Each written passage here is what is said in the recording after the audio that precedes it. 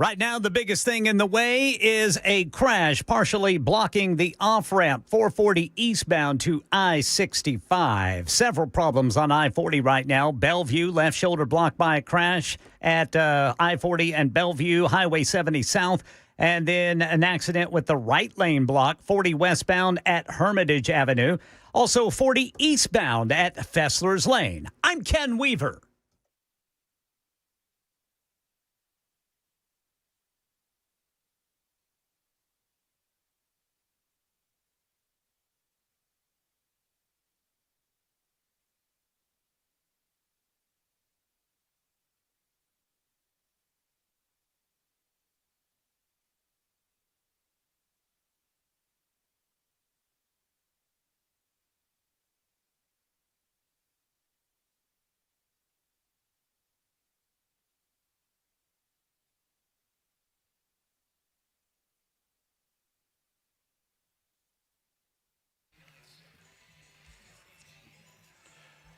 Hey, kids, good afternoon and welcome in. It is the Matt Murphy Radio Show underway for another day. Happy to have you with us this afternoon, just after 3 o'clock, 6 past to be precise. It's Friday, September 5, 2025. You probably knew that by now.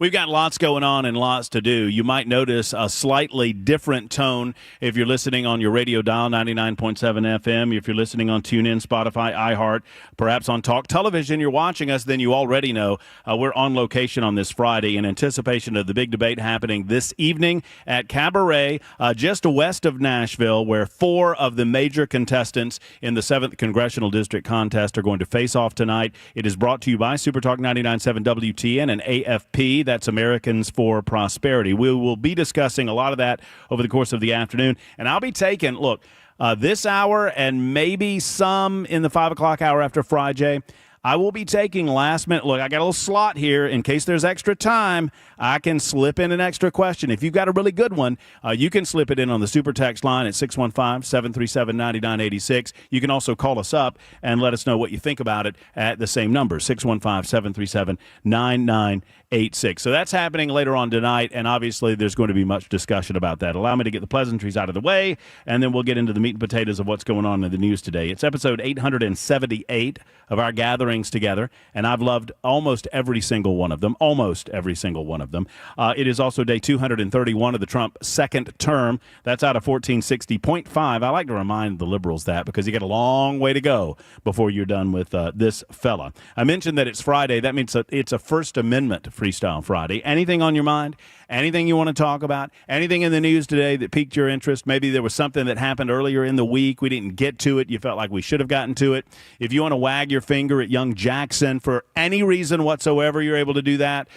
We would love all comers on the telephone lines at 615-737-9986. Speaking of Jackson, can you see him on the Mason, you're back there in home base, right? Correct. Can you see Jackson on camera behind me? His head is peeking up right above your show logo there. He's at the child's table here at the Cabaret.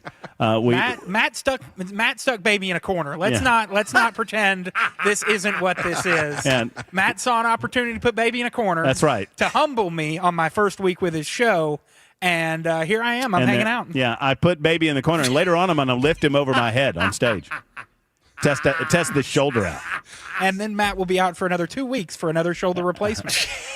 You hear Ken Weaver back in News Closet B. He's not out and about. He's gathering headlines. What's going on, Weaver? I'm watching the weather, Brother Murphy. I don't even want to think of it. I don't want to think on it. Yeah, I know, man. We got a lot of high school football tonight. A lot of people heading out to watch football games, and we might have some storms. I know, and a lot of people, we want to fill this joint. The Cabaret seats, what, 700? Yeah. I know. I got the nod from the Cabaret guy. Roughly 700 people. I want to fill this place, man. Well, yeah, man. But it's not going to be raining in there. No, that's a good point.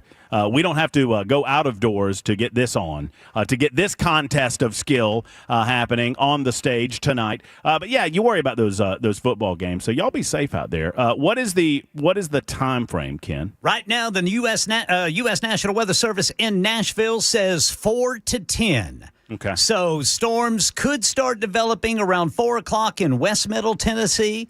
And once they develop, they could go severe. Right now, the main threats are going to be gusty, damaging winds and heavy rain.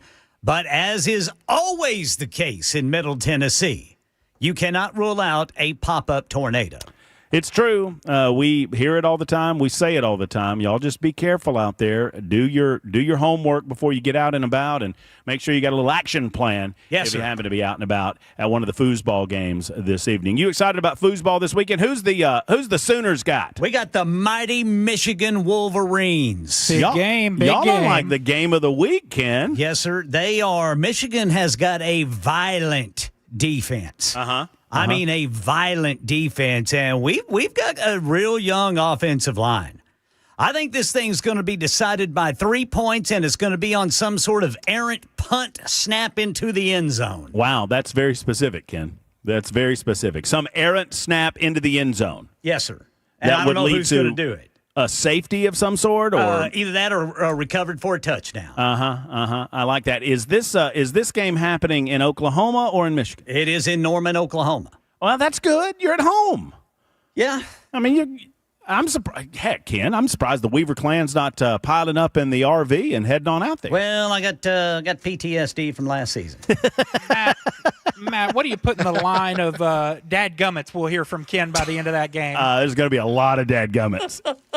I would put first half dadgummits at 22 and a half? No, I was going to go 12 and a half.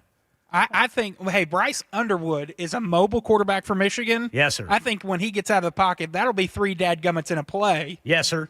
So I think 22 and a half is a fair number. Yeah, our cheetah, Kobe Daniels, he's got his work cut out for him. Well, he's going to be the one on the quarterback.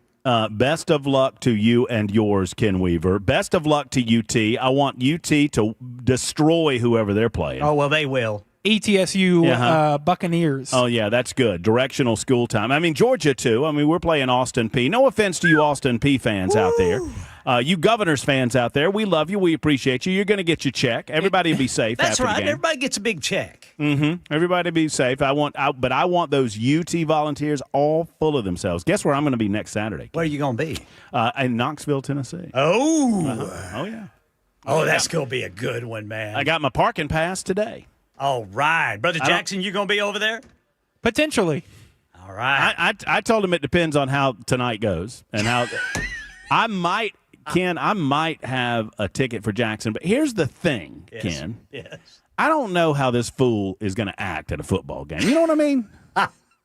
You I've heard rumors. You won't like it. Brother Jackson told me he gets pretty amped up during those fall games. I'll say this, Matt. We would have fun at a Titans game. I don't know how much fun we're going to have if we go to this Tennessee Georgia game together. I root for my team. I celebrate when something good happens to my team.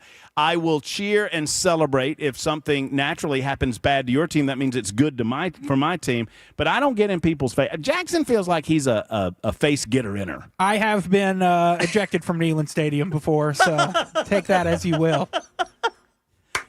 Well, we've got a lot to do on the show today, y'all, but we're going to just go ahead and shut the show down and get this story out. Go ahead, Jackson, please. It's not much. Do you remember the Ole Miss game with the golf ball and the throwing things on the field? Uh-huh. They ejected the whole student section. Oh, and you were a part of that. So did you actively throw anything on the field, Jackson? No, because we were in row 3 of that game, and so we were trying to dodge people from the upper decks trying to throw things because they didn't have great aim, Matt. Not going to lie, my fellow volunteers. No. Not great aim, so a lot of that stuff was raining down upon us. yeah, that's dangerous. That is dangerous. Well, that wasn't the mustard game, was it? Oh, it was. I saw a tuba player get absolutely domed in the head with a full water bottle, a full design water bottle. I remember that. Y'all know how to act. I heard the brass of the tuba like vibrate. It was felt bad for the guy because he fell over, but it was over. It was a pretty wild scene. All right, duly noted. I'll bring earplugs so I don't have to listen to Jackson's nonsense. Hopefully, I will bark at him. Well, I'll bark at you too. I mean, if I feel the spirit move me. All right, that's enough. The spirit. That's enough of the. You know what? If you have Dolly come back on stage, would you get the sound right? I was there 2 years ago, and I felt so sorry for my precious, sweet angel, Dolly Parton. And everybody likes to tell me, oh, Dolly's a UT fan. I was like, yes, that's proof that there's no perfect people in the world. Because if Dolly was a Georgia fan, she would be absolutely perfect. But the poor little angel walks out on stage, and the sound's all screwed up, and she can't even sing Rocky Top. And people are singing with her. That's just a tough thing to nail down. Uh-huh. I hear you. Yeah, you're just talking about a woman that's been singing since 1950 whatever, and UT can't get her. Anyway. Matt was at her first concert. That's not true, but I wish I was. Did you? Hey, Ken, you know how I know that there are no nude pictures of Dolly Parton on the internet? How do you know that? I've looked. Come on, man. I have. Have some pride in yourself. I have. I looked over the entire internet. I started at the beginning, and I searched until the end, and there are none, and God bless you, Dolly Parton. I wouldn't expect that there would be, but I just had to check just to make sure. Anyway, enough of that. So let's find a way to get transition into some more serious news of the day, shall we? That's Foosball on the News Talk Station. Yes, on Super Talk 99.7 WTN on this First Amendment Freestyle Friday. Give us a call at 615-737. So obviously tonight it's the big event with Americans for Prosperity. We'll talk to my co-moderator, Michael Lotfy, coming up a little bit later on in the show. We got Fry J coming up in the 4 o'clock hour. Paul Winkler, who is kind of the founder of this feast, he is sponsoring our presence here at Cabaret. He is sponsoring our ability to put on the Super Talk 99.7 WTN AFP debate, and we appreciate him, and Paul will be along. And I got to ask Paul about the economy. I've got to ask him if we should be concerned about any of these economic factors that we've been seeing come out over the last 24 to 48 hours. So we'll do that later on in the show as well. But we are here to try to help the 7th Congressional District voters figure out who their candidate is. Who is your choice for the 7th Congressional District congressional seat that is being, Mark Green, obviously, left after about a year. He was reelected last year. He made the decision to retire early after the big, beautiful bill became the big, beautiful law, and that opens up an opportunity for someone else to fill that seat. Obviously, special elections are going to be less.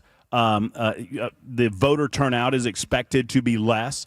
So I feel like in a way that magnifies the power of the vote. And we want to get information to the people in the 7th Congressional District as best we can to empower them to get out and vote, because an informed populace is a voting populace, and we want as many votes as possible in this race. I don't have any horse in this race. I've said that. I think Lotfy feels the same way. I don't think Michael has any horse in this race. Obviously, as co-moderators, we're going to remain as neutral as possible. What we did do, and this was Americans for Prosperity, it was, they structured the debate, and I was all good with that because I have no experience in it, nor do I have any expertise particular to that endeavor. But what they did, they had a poll, and they decided that the top 3 vote getters in the poll would be on the debate stage, plus any other candidate that has demonstrated $250,000 in their political campaigns. Now, you might ask, well, why is that? One, what you don't want is 12 candidates on the stage. Now, this is no offense to some of the lesser candidates, the lesser-known candidates, the less polling candidates. It is a matter of time. We don't have 5 hours to engage in a debate. We have 2 hours from 7 to 9 tonight. And you want to hear as much from the front-running candidates as you possibly can, those that have a genuine opportunity of becoming the next congressman from the 7th District. For that reason, you either are in the top 3 this close to the election, which the primary happens on October 7th, or you have the money to get in the top 3. That's the idea. So 4 candidates qualified: Matt Van Epps, Lee Reeves, Gino Bolso, and Jody Barrett. Not necessarily in that order. Those are the 4 candidates that you'll hear from tonight as the Republican nomination for the special primary in the Tennessee 7th Congressional District. They are participating in tonight's debate. The debate will be heard live on Super Talk 99.7 WTN from the Cabaret. So for those not able to come out, you're invited to listen live as it occurs. The format, pretty simple. There will be an opening prayer. There will be the opening pledge. There will be opening remarks from Michael Lotfy with AFP and Matt Murphy from Super Talk. We will allow opening remarks for the individuals on stage, and then we will begin asking questions of the 4 of them. Each of the 4 of them will be randomized in terms of the order of their response per question, and we'll ask the same question of every candidate and get answers from them. Hopefully, we'll ask the questions of importance to you. Here's an opportunity for you to tell me what you want to hear about in this debate. 615-737-9986 if you so desire. There are other matters going on. Obviously, I mentioned the economy. Not so great economic numbers. I don't get caught up in month-to-month numbers. Maybe I should. I don't celebrate when some are celebrating, and I don't lament, the coming recession when some are declaring a coming recession. I don't do either of those things. Because I don't believe that you examine an economy month to month like that, and I think we make too much of these numbers that are going to change in 30 or 45 days anyway, as evidenced by some of the past numbers that were at one place, and then they bring them down, they carry them up. I mean, it's just it's not as – I would put it this way. I do not believe that these numbers are as much of an economic indicator as the mainstream media would have you believe, and I don't think the mainstream media would be talking about them the way that they are were the numbers better for this past month. They're doing so because they want it to be bad under Donald Trump's leadership. I mean, when something looks bad for Donald Trump, the mainstream media, the hashtag never CNNs, ABC, CBS, NBC, these organizations are going to highlight that which they believe is bad for Trump. They are going to spike as they say in the news business, that which they believe is good for Trump. And we've seen it over and over and over again. The media is playing no games about their favorites any longer. And it's pretty clear to me, and I think it's probably pretty clear to you as well. But we will go over some of those numbers as they exist. We'll also talk about a few other matters. I've got a story out of Dearborn, Michigan that I don't know if you've heard about. You will not believe if you've not. A couple of local stories out of Nashville, including Nashville tourism. Did you see the tourism dollars that came into Nashville over the last year? Well, tourism is climbing. Business owners and board members who run downtown, the entertainment district down there, have now they are asking for additional safety measures, and they are getting additional safety measures in the downtown area. I'll tell you about that a little bit later on as well. Plus, there's some news coming into Tennessee about a nuclear energy company that's bringing a lot of money and a lot of jobs to the state of Tennessee. We're going to start there. Your calls as well. It's 22 after the hour. We're live from the Cabaret. It's Super Talk 99.7 WTN and the Matt Murphy Show.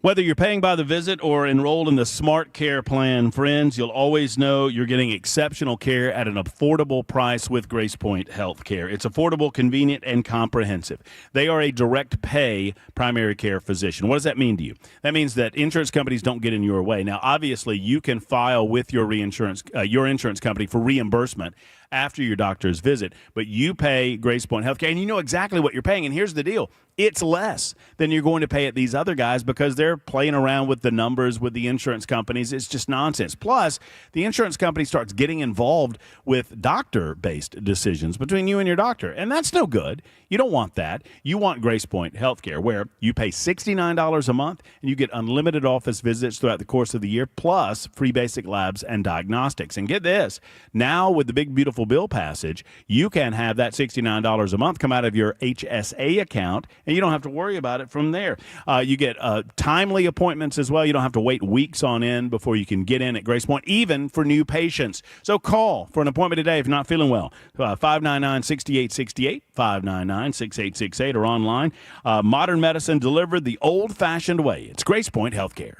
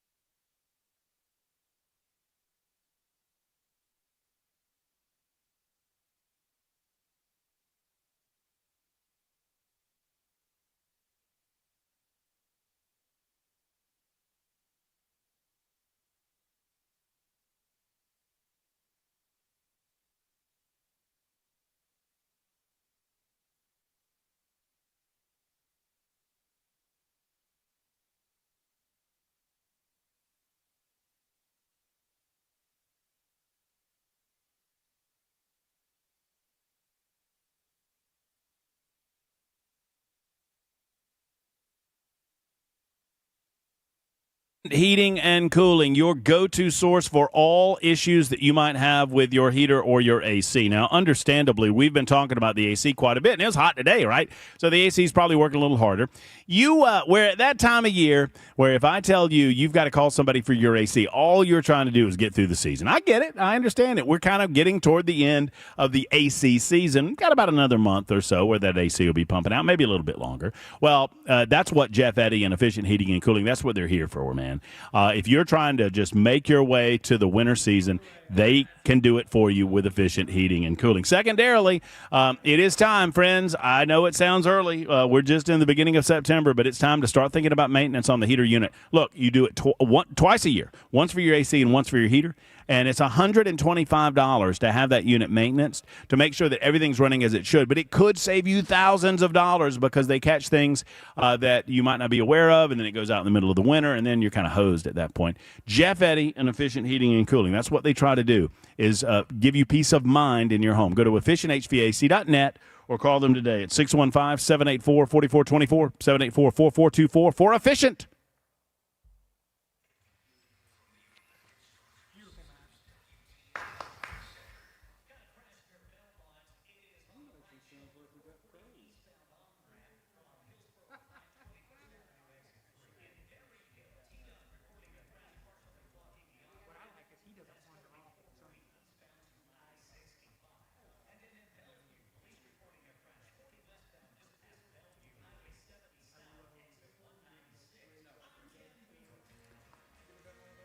Nashville Mayor Freddie O'Connell pushing back on claims the National Guard is needed in Music City. We'll tell you about that. Let you hear it at 3:30 on Super Talk 99.7 WTN.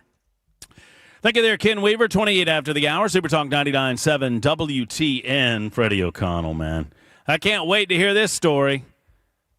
Freddie O'Connell, he's always on top of it, isn't he? I mean, we caught him lying about the Music City Loop. And now there are many organizations that want in on that, including the Gaylord Opryland Hotel. And Freddie still just is silent about the whole thing. The thing feels like it's going to be a wild success. We don't know yet. I mean, the jury's still out, but it's been an incredible success in Las Vegas, according to everyone that I've talked to regarding the Vegas Loop. And now it looks to be set to be a success in the state of Tennessee, in Nashville, Tennessee. The mayor said, we didn't know anything about it. We just, we heard vague rumblings about the Music City Loop, but we didn't have any awareness of it. And it turns out that his people met with the Boring Company in 2024, in spring of 2024. And they laid out exactly what they wanted to do. And the mayor's office specifically requested that the Boring Company don't talk to them again about it until they got their transit tax passed, because they thought it would screw up their transit tax opportunities. And the Boring Company honored that request. And then the Boring Company comes back to them and they go, well, no, it's too political. It's too hot for us now. And the mayor got caught because the mayor said, I hadn't had any conversations with the Boring Company. Well, his office certainly did, and now they're playing fast and loose with the truth from the mayor's office, because now their refuge is, well, I said I didn't talk to them. I haven't talked to them. My people talked to them. I mean, does that not just sound like a load of garbage? I mean, you know why it sounds like a load of garbage? Because it's a load of garbage. So the mayor says, I haven't talked to the Boring Company. We haven't talked to the Boring Company. My office. Well, one of your people did, and they reported back to you. And you told them to go tell the Boring Company to not talk about this with them until after you got your tax increase passed, because you were so obsessed with your tax increase that you were worried that an opportunity that came along that would not increase the taxes of the taxpaying citizens of Davidson County might make them think twice before they voted a tax increase in. And that was all before you double dipped on them and then increased their property taxes. Y'all follow? It sounds like this administration is obsessed with tax money. Oh, by the way, we brought in more tourism dollars in the last year in 2024 than ever before in the city of Nashville's history. But they still need more of your money because they can't stop spending it. Well, here comes along a proposal that sounds good for everybody and will cost the taxpayers exactly no money, and you don't want to talk to them about it? Why? Why? Because Elon Musk said he supported Donald Trump? What the hell does that have anything to do with the Music City Loop? Answer, it doesn't. But Gaylord Opryland wants something to do with the Music City Loop. We'll tell you that story coming up in just a moment on Super Talk 99.7 WTN. Plus, we'll take a few of your telephone calls if you want to get in here. 615-737-9986. 615-737-9986. It's the Murphy Show live from the Cabaret on Super Talk 99.7 WTN.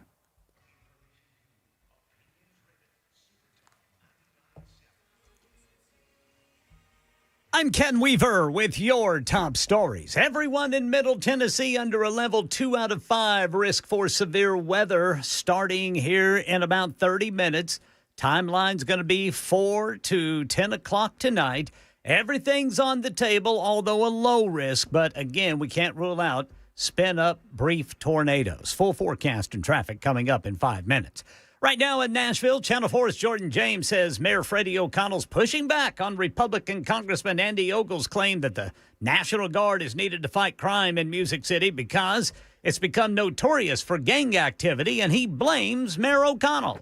The mayor says he and Metro Police Chief have not requested any assistance from the National Guard and says they're not needed here in Music City. He cited recent data from Metro Police which suggests that crime is down overall. Among the notable stats, shootings dropped by more than 30% during the first 8 months of the year, and violent crime reduced by nearly 13%. A sluggish jobs report out today could point to cracks in the economy and whether the Federal Reserve will cut interest rates later this month. We get more from ABC's Alexis Christoforous on what the Fed may be looking at. Fed Chair Powell said that the labor market is now, they're shifting their sights to the labor market versus inflation, and that a rate cut may be, in the offing. He said that the labor market is what he called in a curious balance, meaning the supply of workers and the demand of workers is sort of in sync right now.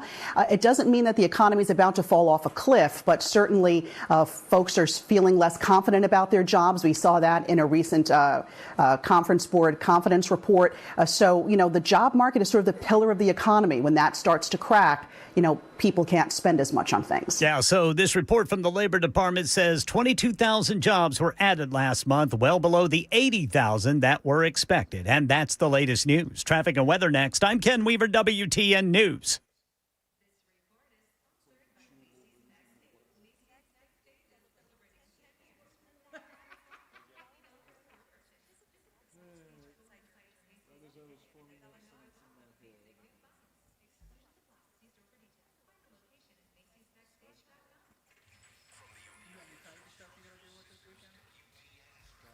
Over by Belmont, police working a crash on the right shoulder. It is blocking the ramp there, 440 eastbound from Hillsborough Pike, 21st Avenue, exit 3. And Berry Hill, TDOT says there's a crash. Right lane off-ramp block, 440 eastbound to I-65. And in Bellevue, a crash is blocking the left lane, 40 westbound, just past Highway 70 South, exit 196. I'm Ken Weaver.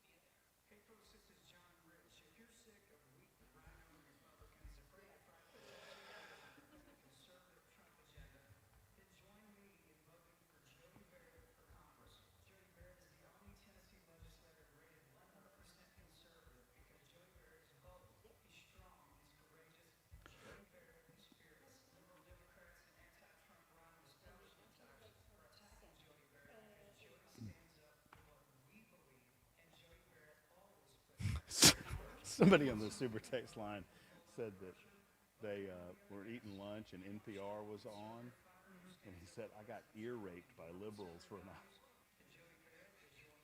Ear raped. You've never heard that? I'm like, oh, that's bad.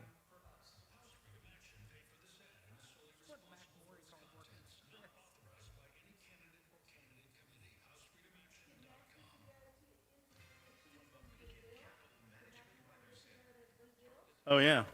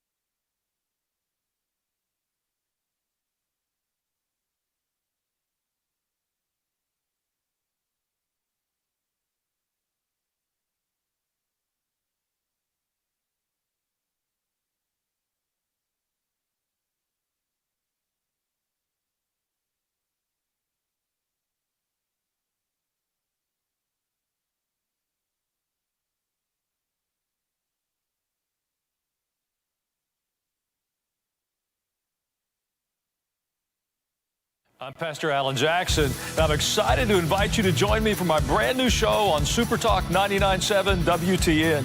Every Sunday night from 7 to 8, I'll be talking about the week's news and headlines, but through a biblical lens. Together, we'll look at what's happening in our world and how God's Word can guide us through it. Join me, Pastor Alan Jackson, Sunday evenings at 7 on Super Talk 99.7 WTN, and you can listen on iHeartRadio and tune in.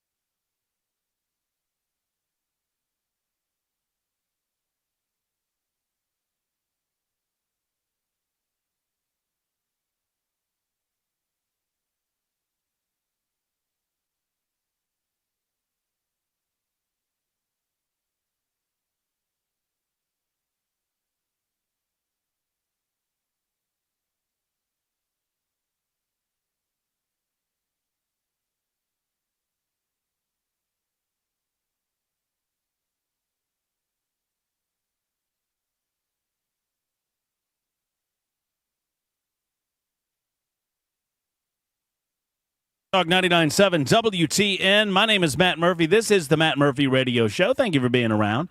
It's about 3:38 on a Friday afternoon, sliding our way toward the weekend. Beware of that weather. Ken Weaver's been making you aware of it from the News Center. We will continue talking about that. You know, avoid the raindrops and come out and see us at the Cabaret. Big event tonight, 7th Congressional District Debate. Jody Barrett, Gina Bolso, Lee Reeves, and Matt Van Epps will take the stage later on this evening from 7 until 9. You'll hear that live on Super Talk 99.7 WTN. Yours truly and Michael Lotfi will be co-moderators of the event. We'll get out of the way and let these candidates shine and see if we can find some light between the candidate positions on a variety of issues to make it easier for you to make a determination as to who best represents you in the 7th Congressional District. We'd love to hear from you as well on the phone, 615-737-9986, 615-737-9986. Hey, Mason. Yeah. Let these people call on the phones. What are you doing over there? Well, I was taking care of us a little beacon thing. Oh, I see. Are we done with that? Yeah, are we we're good? all good. Are we We're good? all Okay, so Mason has now, if you were calling and you got one of those nasty busy signals. You can be mad at me. It's okay. I'll Be take mad it. at Mason and call and yell at him as you get on the phone. Well, hold and on. Talk hold to on. him. I know you want to talk to Murphy more. Hold your yells for on air. We can Okay, all, we can all okay. yell together. I tell you what, yell at me because my name's on the door plate, so it's truly True. my responsibility. True. Real quick before we get to Kyle and some of your other calls at 615-737-9986, I'll give you something to be a little bit excited about. I'm excited about the next 5, 10, 15, 20 years regarding nuclear power in the United States of America. I think it's well timed that we got beyond this perception that comes at us from the 1970s and 1980s that nuclear power is so dangerous that we can't go anywhere near it. Nuclear power is safe, it's efficient, it's incredible, and it's here, and we need more of it in the United States of America. It is the answer. You know what? If you want to talk about solar and wind, whatever. I mean, as entrepreneurial endeavors, I don't want to sink taxpayer dollars into these types of energies, but if you want to go there, you go there. You want to put solar panels on top of your house, have at it. You want to put a windmill, have at it. But in terms of reliable energy, nuclear is where it's at. Okio, and I think I'm pronouncing that correctly, Okio? I don't know if Weaver would know. It's O-K-I-O. I'm going to go with Okio. Sounds good to me. Okay, sounds good to Ken, so it sounds good to me. Okio, a nuclear energy company, has announced that it will make a $2 billion with a B dollar investment in the state of Tennessee. The company will be located at the Oak Ridge Heritage Center. The site will be 247 acres recycle used nuclear fuel. The facility will mark America's first privately funded nuclear recycling capable facility. The investment, the company will create over 800 jobs.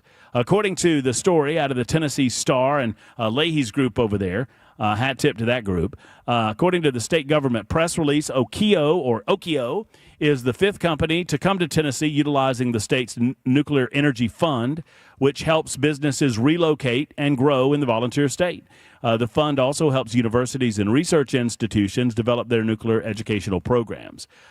Jacob DeWitt, who is Okio's CEO, said the company's investment, quote, creates hundreds of skilled jobs and establishes a world-class nuclear fuel center. I look forward to the next nuclear reactor going online in the state of Tennessee. Let's make that happen before we're all dead, shall we? I think it's a great thing. Small modular nuke is fine. But, I was told by somebody that was in there, I forget who told me this, that at this point, the cost difference between a larger nuclear reactor, a larger nuclear facility, and a small modular nuke is such that you would probably want to go ahead and do the larger facility. But at some point, that cost differential will get to the point where we can start building these small modular nuke facilities at a much cheaper rate and build many more of them, depending on, topography and where you place them. I'm very excited about all of this. I think it's where the future lies. Surely we can continue to use coal. We can continue to use fossil fuel technology until such time as we build these nukes.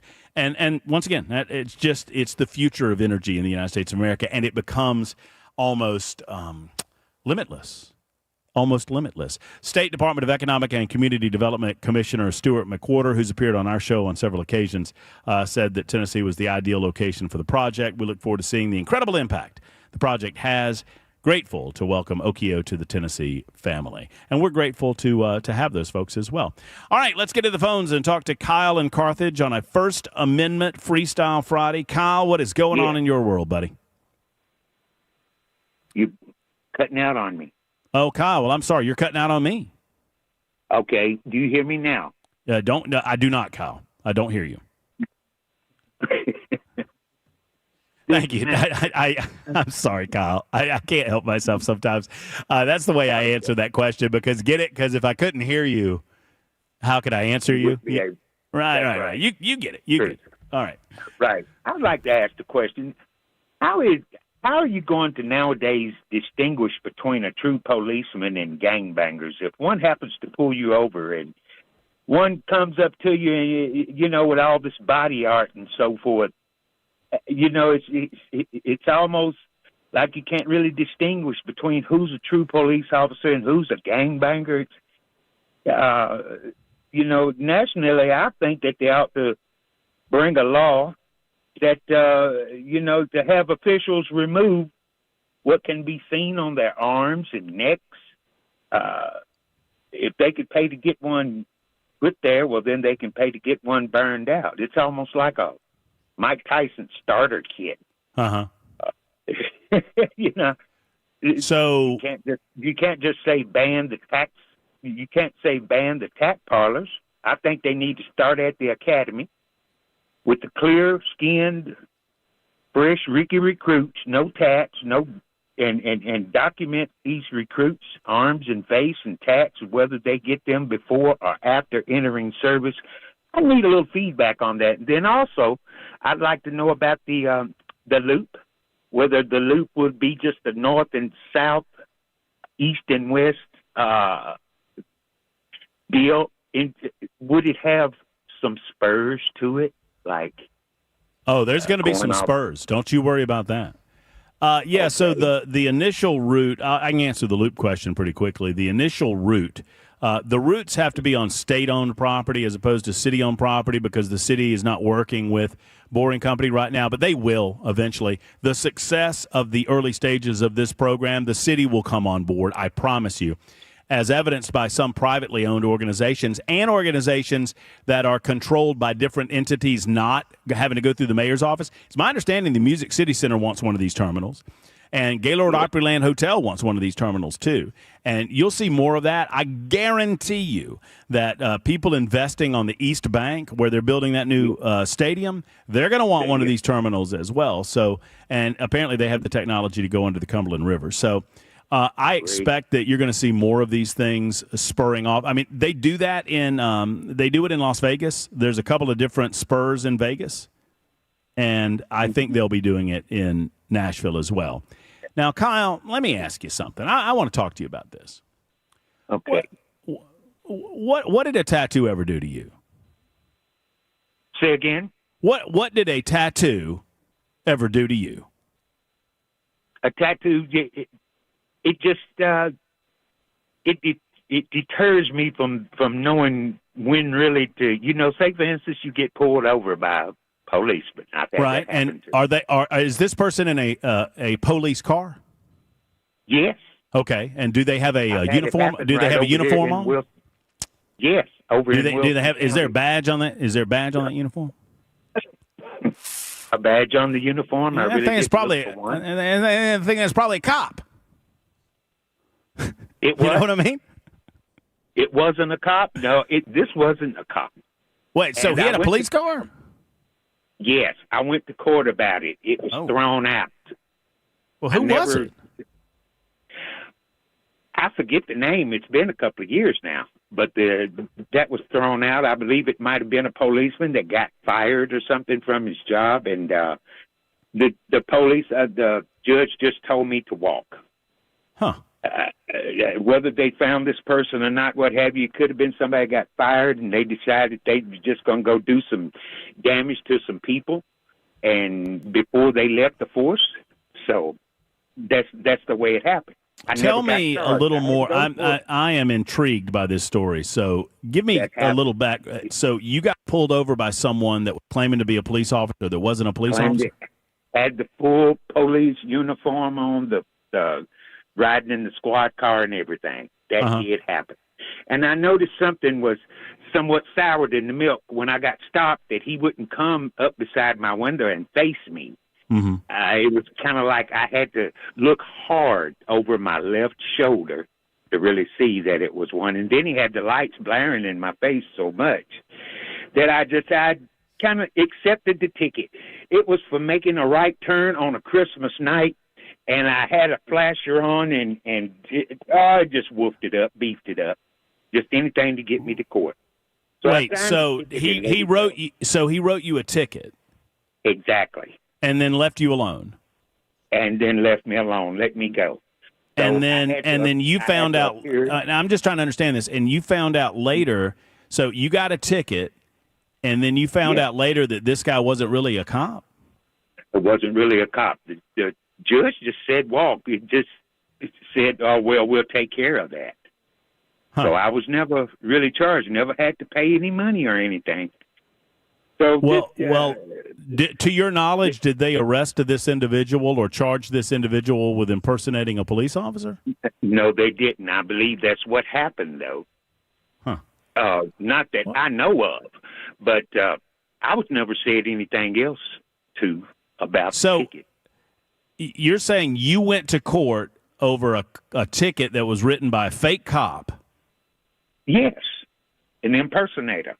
But he had a ticket book? Had a ticket book somewhere or another. I could not remember that person's name.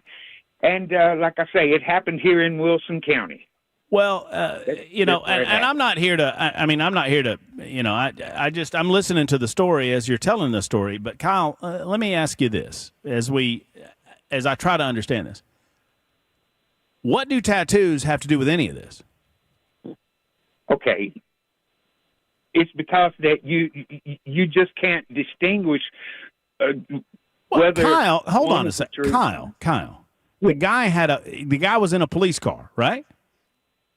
Yes. He had a police uniform on and a police badge on. He had a gun on his hip, and he had an official ticket book from Wilson County. And you're telling me that it was the tattoos that got you confused? No, it wasn't the tattoos that got me confused. That's happening nowadays. But I've just had I was basically just upset because I got stopped, for making a turn that said that it was illegal. But I never got charged for that. So what I'm saying is that I got stopped by Did that dude? Let me ask you this, Kyle. Okay, did that dude have any tattoos? No. not that I could see, and he never showed up for court.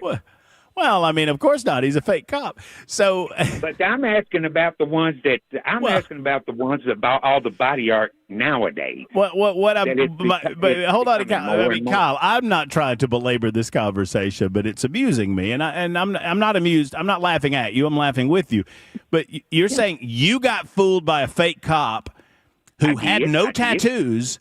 But your focus now is making sure that real cops don't have tattoos. But you got fooled by a guy who didn't have any tattoos. So what does tattoos have anything to do with this?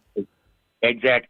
It's because I don't know. I can't tell whether or not that they're gangbangers or not because it's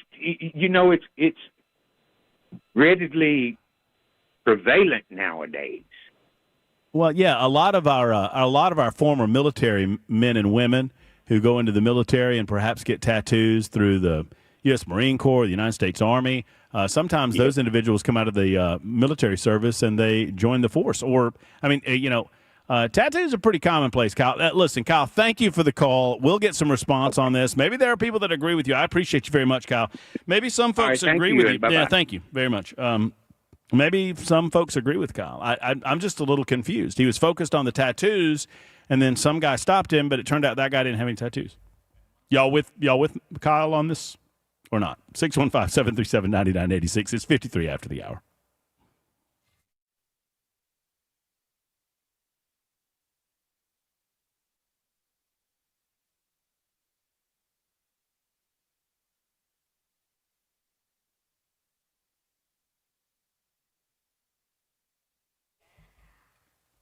Hello, friends. It's Matt Murphy for the Tennessee Sleep Apnea and TMJ Solution Center. Folks, I'm so proud to be associated with Dr. Brian McLaughlin and his team at the Tennessee Sleep Apnea and TMJ Solution Center because they do great work, and they've helped me personally, and I'm proud to tell you about that experience because I went to the team at the Sleep Apnea and TMJ Solution Center.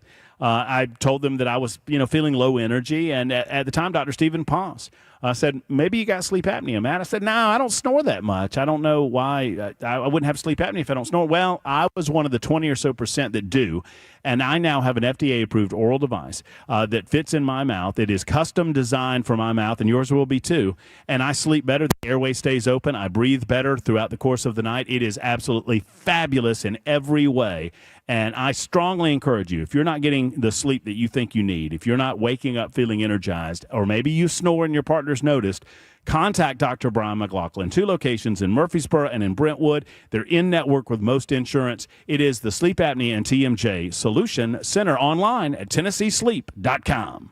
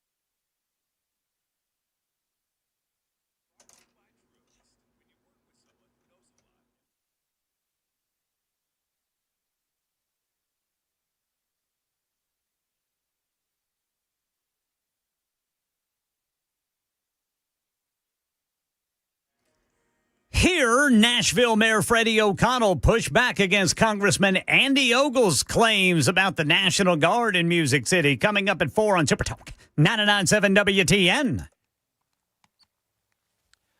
Super Talk 99.7 WTN. The Matt Murphy Show continues live from the Cabaret. We're anticipating a big event tonight as we are hosting a debate with the four top-tier candidates for the 7th Congressional District race that will be contested. The primary happens on October 7th, and then the general election in December. We're co-hosting along with Americans for Prosperity. In just a moment or two, we'll talk with Jay St. Clair and have our usual session of Fry Jay. Get your questions in here, 615-737-9986, 737-9986. If you have any legal question of anything you got of a legal variety, Jay will have an answer for you, and we'll do that coming up in just a couple of minutes on Super Talk 99.7 WTN. Back right after the news, and the news is coming right now.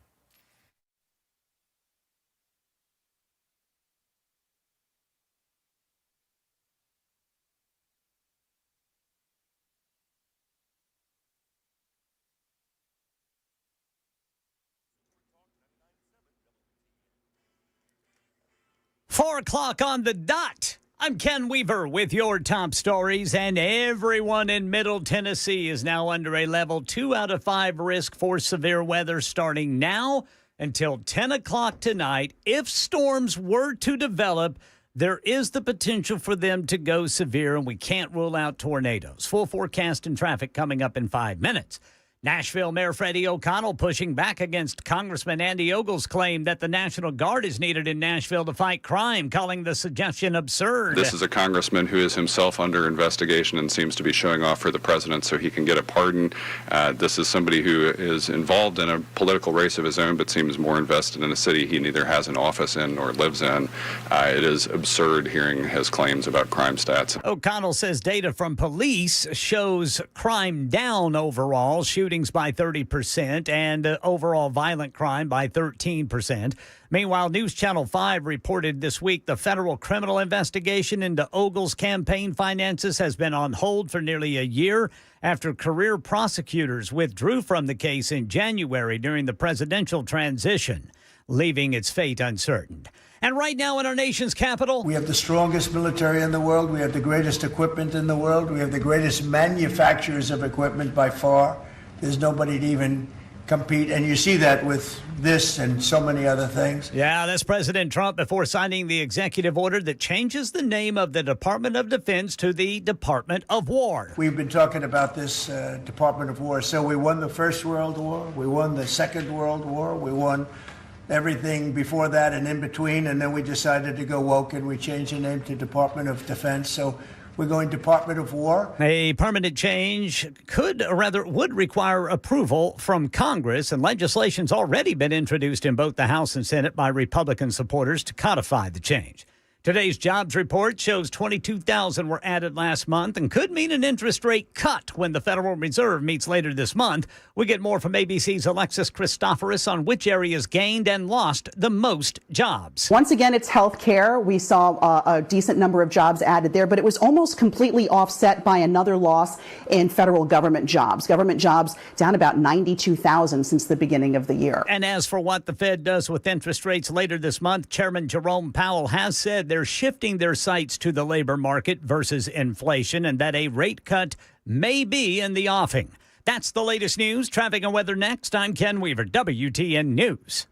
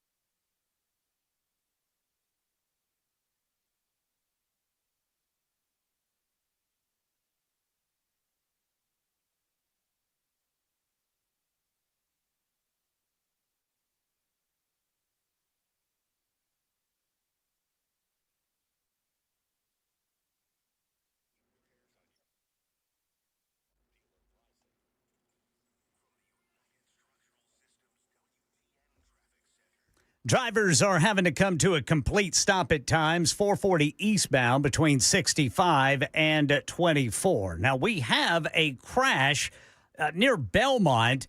It's on the right shoulder, blocking the on-ramp. That's 440 eastbound from Hillsborough Pike. Also in Berry Hill, a crash, right shoulder off-ramp blocked, 440 eastbound ramp to I-65. I'm Ken Weaver.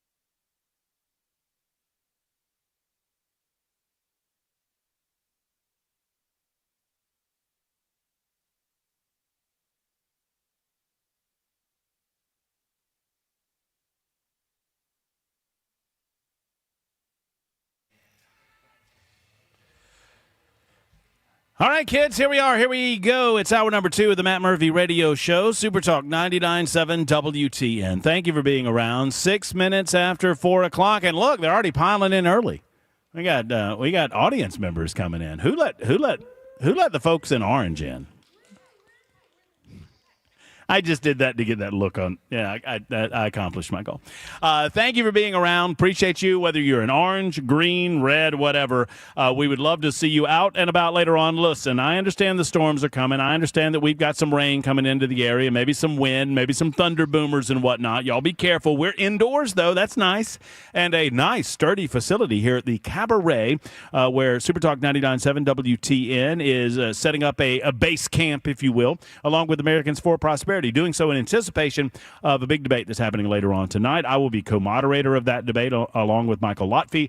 We'll talk with Michael a little bit later on about what we can anticipate tonight amongst the top tier of competitors. And I don't say that with any disrespect to the other guys, but there was a floor standard that was set. Anybody could have qualified, and these 4 did. They are Matt Van Epps, Lee Reeves, Gino Bolso, and Jody Barrett, and we'll hear from those 4 between 7 and 9 tonight, and you can listen to that live on Super Talk 99.7 WTN. Right now, you can get your questions in for any of a legal matter, of a legal note, whatever question that you might have. If you've had a legal issue with you and your family, maybe you've had an altercation with somebody and you don't know what to do to remedy it. Maybe you just have a general question about legal matters and you don't know where to turn. Well, I'm here to tell you that I do. And it's right here on Super Talk 99.7 WTN at 4 o'clock on Fridays. And we call it Friday. Good morning, Americans. It's Friday. And it is our pleasure, as always, to welcome into the show our legal correspondent, a good Tennessee man, my best friend, gambling buddy, an all-around good guy. It's Jay St. Clair. Hey, Jay. Hey, buddy. Jay, I got a question for you. Yes, sir. How you doing? You know, if I were any better, I would be my other buddy, Johnny Redmond. Johnny Redmond. You don't know Johnny Redmond. We grew up together. He's the guy that introduced me to racing. Uh-huh. Johnny has hand-built a tribute car to Red Farmer. Oh, wow. It's a 1963 Ford Fairlane. And 3 weeks from now, he is going to drive it around the Barber Motorsports Park. Oh, well, that's cool. And he's thinking that Mr. Farmer is going to be there. Oh, wow. He took it down to Talladega, on the Talladega race earlier this year, to present it to him, to show it to him. And he loved it. He absolutely loved it. Yeah, so I've been talking with him this afternoon. And, I'm going to have a really good time at the racetrack in about 3 weeks. Oh, that's very cool. That's a lot of fun. I love hearing that, and I love the fact that Mr. Red is still getting around. For those old school race aficionados and fans out there, I mean, the fact that one of the original members of the Alabama gang is still getting after it. I don't guess he's racing much anymore, is he, Jay? No, I don't think so. In fact, Johnny's got to be a pretty good friend. Johnny's the guy that introduced me to Jimmy Smutt memes, and so that's how we knew Smutt. And Johnny said he was visiting with him recently. He was about coming out to some of these events. Mr. Farmer said, "Well, Johnny, I don't buy green bananas anymore." So he kind of plans life a day at a time. Well, I mean, I think we could all learn a thing or two about that. He Right? doesn't buy green bananas. Well, I encourage the folks, if you got any legal questions, Jay loves answering them, and I love delivering them. And so this is your opportunity, 615-737-9986, a chance to answer those questions. I know that we've got a little bit of a feedback going on in some circles. I apologize for that. And Jay, I hope you can hear me okay. And we're just trying to make sure the squirrels are running in the same direction as we broadcast from location. I got you, Lima Charlie. No, that's great. That sounds good. So, Jay, I'll ask you this while we line up a few other questions. It wasn't unexpected, based on your analysis of this, that Trump kind of got his hand slapped a little bit from an appellate level on the tariff issue. Right. And there, of course, the Trump folks are going to appeal. I'm from and this is my kind of, my corner of all of this. Right. I don't know that it wouldn't ultimately work out for Donald Trump that the Supreme Court tells him that he doesn't have this authority. Mm-hmm. I think it might actually, from a political perspective, work better if he has to reset and work through the Congress on this. Yeah. I understand exactly what you're saying there, because I'll say this about it, and I've said it before. They are being real aggressive. I'm telling you, this 4-year hiatus between his first and second term, in an odd way, man, I think has incredibly worked to his benefit. Mm-hmm. They had 4 years to sit back and think about what they wanted to do, and most importantly, put the team together that he could count on. And they're just taking some really aggressive positions on a lot of issues, and this is one of them. And just, I won't get too technical about it, but it's not that complicated. We'll look at it from 50,000 feet. The Constitution of the United States gives Congress the authority to level tariffs. Mm-hmm. It's clear right there in the Constitution. Mm-hmm. But this is another instance, man, of where the Congress has ceded its jurisdiction to the executive branch. So many decades ago, they passed a law that said, okay, right, the Constitution says we have the power to do that, but we are going to delegate some of that power to the president in emergency situations. Well, there you go. Now, what's the saying? Now the camel's nose is under the tent. And so, and I don't mean to interrupt your train of thought, but I just love the idea of somebody in a room somewhere going, wait a minute, so who decides what's an emergency? Oh, I do? Oh, so I decide. Yes. Well, well, in that exactly. case. That's exactly how the conversation went. Is They said, well, but this is only in case of an emergency. You can just hear Trump. Well, it is an emergency. Well, it's an emergency. It's a big, beautiful emergency. Right. Well, I mean, so really kind of the matter goes back to a conversation that you and I have been talking about for years. And I know, it feels like we'll continue to talk about it for years until the Congress starts, doing its job and filling in those gaps, and ultimately not leaving it up to the executive branch to do that for them. Well, or delegating. They're not leaving it up to them. They're delegating. Mm-hmm. They're giving them the power to do it. I don't know. And so if the Supreme Court strikes us down, Trump's remedy is to get a bill through Congress that imposes these tariffs. So what do you think that's going to look like? Well, I don't think they get it passed. No, I don't either. I mean, I think that, the margins are so narrow and there are enough Republicans that are just steadfastly against the idea of tariffs that I don't know that you could get it done. So, and the real joker in the deck is, what about the $300 billion that have been paid? Does that have to be repaid? I think they'd have to give it back. Well, that's what Trump's saying. I'm not 100% convinced of that, but Trump's using that kind of as leverage, sort of with the Supreme Court, saying, well, if you do that, you're going to bankrupt the country. The court, if it wants to, can say that the remedy is only going forward. We're not going to make you pay back what you've collected. You just have to stop collecting. They have the power to do that. And, that might be a version of, I don't know that I would call it splitting the baby, but it would be. I would. Oh, okay. All right. Well, I wasn't going to do that, but now that you did, I will. Yeah, it's kind of splitting the baby a little bit. Yep. So you don't have to go all the way back to the beginning, but moving forward, you kind of have to get in compliance with what the Supreme Court deems is the constitutionality of all of this. Right. All right, a lot of you are asking questions on the Super Text line. You can get them in here via the Super Text line or the phone lines. We'll love to take your questions during Friday segment. I think Amy has started us off in the borough with a question about a nursing facility. Amy, you're on with Jay St. Clair. Good afternoon, Amy. Good afternoon, gentlemen. Thanks for taking my call.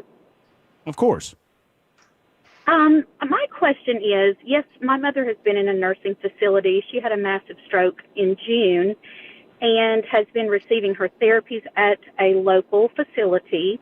She has fallen at the facility and broken her ankle and her fibula and is now going to be sent home because she can no longer receive physical therapy because she broke the side of her body that she has not regained.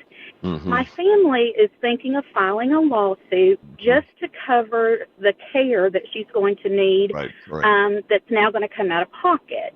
And my question is, my siblings are looking at one of these large law firms that you see advertised on your television, and I am wondering, would we be better off finding a local attorney versus one of these large law firms that you see advertised everywhere? Amy, that is a great question. And here's why. It is extremely difficult to pick a lawyer. It's just like picking a doctor. It's really hard to know whether a lawyer is good or not. And the only way to really know that is through personal referrals. And that's hard to get. It is really, the legal market is not perfect. So it's not a one-size-fits-all thing. Advertising works because that's why these firms spend millions of dollars doing it, Amy. Because it works. They draw in a lot of business, but they are not necessarily the best lawyers to handle every case. My suggestion to you is this. I would go talk with whichever of the big advertising firms that you're talking to. I would go talk with them and just see how it feels. But in the same time, I think I would also do a Google search. There's a lot of firms that specialize in this nursing home kind of work. And I would get in touch with them. And, I'm trying, my mind just drew a blank. There's a really good lawyer in Birmingham who is first class. And they are absolutely the best around, and they handle cases everywhere. I can see his face. I just can't think of his name. I'm going to get, if I can't remember that while we're talking, I would call him. Okay. Amy, I'm going to make a note here. Keep listening, and if I can't, we'll figure it out. It almost came to me. I'm gonna start talking, Jay. I feel like if I start talking, then you'll get it. I don't want to waste more time on air, but I'm going to get it. At least if I don't, I'll get it on the break, Amy, and then when you come back, I'll give it to you. That sounds wonderful. Thank you so much. That's what I would do. I would call this guy first, because here's the deal. He's so honest and he's so good that if he's not the person to take your case, he will send you to the person who is. Well, that's great. Thank you so much. We're just kind of at a loss here of how to even start all of this. No, I get it. Well, it's hard. Someone trust is great. That's right. No, I mean, it's absolutely right, Amy. It's very hard. You can't really know. And the only way to get is through a personal referral. And you're getting one from me, from this guy. I'm going to, awesome. I'm embarrassed I can't remember his name, but I'm going to get it, and I'll say it later. That's okay. I'll be listening. Thank you so much. Thank you so much, Amy. Afternoon. All right, you do too. We'll get it to you. David wanted to know if she's looking, I mean, is this someone that specializes in like nursing care facility or like elder law, Jay? Is that what we're talking about? Yeah, but the guy that I'm thinking of, he specializes in big lawsuits. He specializes in winning $1 million lawsuits. Yeah. There are some people who advertise as doing nursing home stuff and overall. That doesn't mean they're good at it. Right. That's just what they advertise. Right. Boy, there's a lot of those. There's a lot of those folks that hate those big trucks. I see those commercials all the time. Yeah. They hate those big trucks out there. Well, our friend right now, this is great. This is great. Our friend Richard. You know who I'm talking about? Oh yeah, I know. Just Richard. texted me and said, "Jay, are you thinking of David Marsh?" Hey, Richard, the answer is yes. That's exactly. See, now there you go. Well, let me just put it this way. Amy, I hope you're listening, Amy, but the person we're talking about is a sitting judge. And he heard me just say, well, he's the best lawyer around. And I couldn't remember his name. And he texted me and he said, oh, you're thinking about David. That's how good this guy is, Amy. So David Marsh is the name that she should look to. Marsh. All right. And you just look him up and you call his office. And I don't know if you'll talk with him, but everybody needs, trust me, he's as good as he is the University of Tennessee. Oh, dear. When it comes to this kind of work. Oh, dear. Well, I mean, in that case, I hope he's throwing some interceptions every once in a while. Well, he is the Yale Law School of personal injury lawyers. Well, that's well said. Pat and Mike, hang in there. We'll get to you momentarily. Your calls, your questions coming in. You can also get them in on the super text line, 615-737-9986. We break down the law with our guy, Jay St. Clair. It's Friday on Super Talk 99.7 WTN.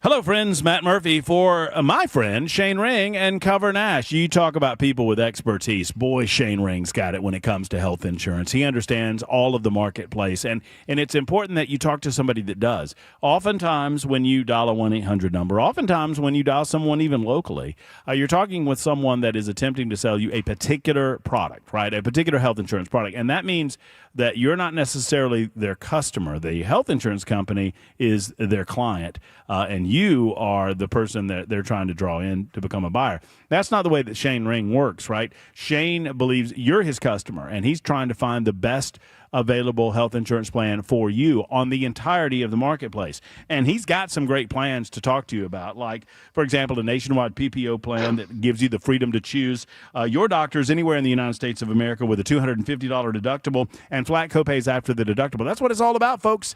It is Shane Ring and Cover Nash. So with any questions that you might have, don't wait for the quote-unquote open enrollment. Now's the time to call Shane Ring at 615-465-0023, 465-0023, or online at coverdash.com. That's coverdash.com.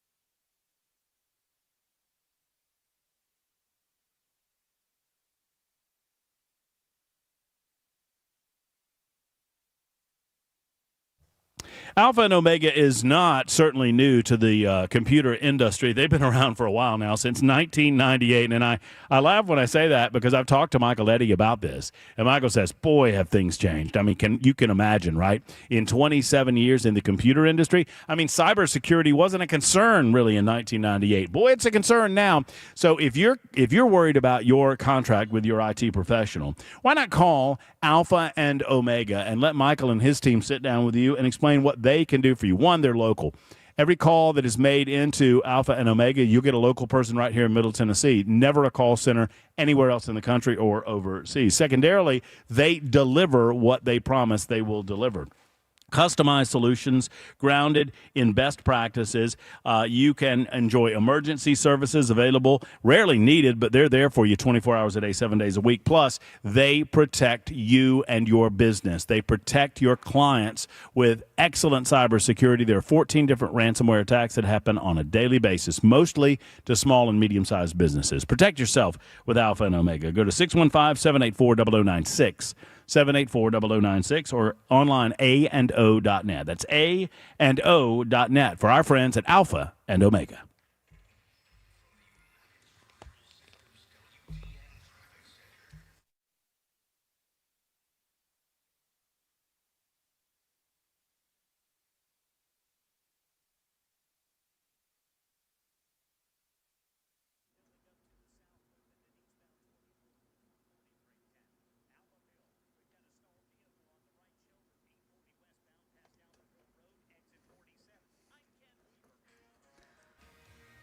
Right now in Nashville, runners, walkers, and golfers weighing in on the armed security guards deployed to Metro Parks facilities today. We'll let you hear that more at 4:30 on Super Talk 99.7 WTN. Man, Ken says that, and all I think is that line from Cat. I want you to go out on the course and kill all the gophers you see. Yeah. I'm going to tell you, if I kill all the golfers, they're gonna lock me up and throw away the key. Not the golfers, you idiot, the golfers. Jay St. Clair is with us. We'll get to news coming up in just a couple of moments. It is Friday, friends. One of my favorite segments of the week, and not just because it symbolizes that the weekend is just hours from being here, but because you get to ask and Jay gets to answer all of your legal questions. And here we go with a couple of other legal questions. This one coming from, I think Pat is next on line 2. Pat's on the road, and Pat has a question for Jay St. Clair. Hey, Pat, how are you? Hey, I'm good. Thank you very much for taking my call. Sure. My question is, my son, back when he was 18, committed a burglary. It was nothing armed or anything like that. So, with that being said, we have tried to take it back to court in Madison County where it was heard. All the judges now up there are gone, dead. The attorneys are all gone. But back when we tried to, they said no. So are you trying? I'm sorry, go ahead. I want to get his rights back. He has a little towing business that's doing very well, but he cannot get on state, county, or city rotation as far as getting those calls and that extra money. So your goal is to try to get the case expunged? Well, not necessarily expunged, just the way he can get all his rights back. Okay. If it's expunged, yes. Okay, so I'm Pat. I'm gonna say goodbye to you because we got a bad connection on your phone, and I'm sorry, but I think I got the spirit of it, and so I'll just ask Jay, and you listen on the radio, okay? Okay, thank you. Okay, all right, thank you. So Jay, son committed a burglary, 18 years of age, trying to this years ago, and he's trying to get this off his record in the best way that he can. Convicted. He's convicted, yes. And that's been years ago. Uh-huh. And now they're trying to get it expunged. Yes. Pat, you got to hire a lawyer. That's just not something you're going to get done by yourself. It is not easily done, and I'm sorry, but that's just the way it is. You just got to hire a lawyer. Okay. And it's not going to be easy to find somebody that's good at that. You might do an internet search. There might be some people that say that they specialize in that sort of thing. If you're from, I couldn't make out exactly where she's from, but I think it was a small town someplace. You might go talk to a lawyer there about it. It'd be better to talk to a lawyer that's in the jurisdiction where the conviction was, but it's just not something you can do for yourself. There's some things you can, but that's not one of them. You just got to hire a lawyer. By the way, just for you and me and our amusement, before we go to news, Jay, I can tell you that at least 4 people on the super text line after our recent exchange about law schools want to know, what law school did you say you went to? Yale. What law school did you say? I don't know. It's still funny. Ken, that will always be Always funny. be funny. It will always be. And Jay, a couple of our listeners want to know, this one in particular. Hey, Matt, will you ask Jay if one of us hits the Powerball tomorrow, will he be our lawyer? Most lawyers aren't as honest as him. No, absolutely, and I will charge you only 25%. I will give you a discount. I will only take 25%, and I will be your lawyer 24 hours a day, 7 days a week for the rest of your life. You are such a giving soul. You know that? You're such a good I'm man. always looking out for the little guy, man. You sure are, man. It is 30 after the hour. It's time for the news on Super Talk 99.7 WTN.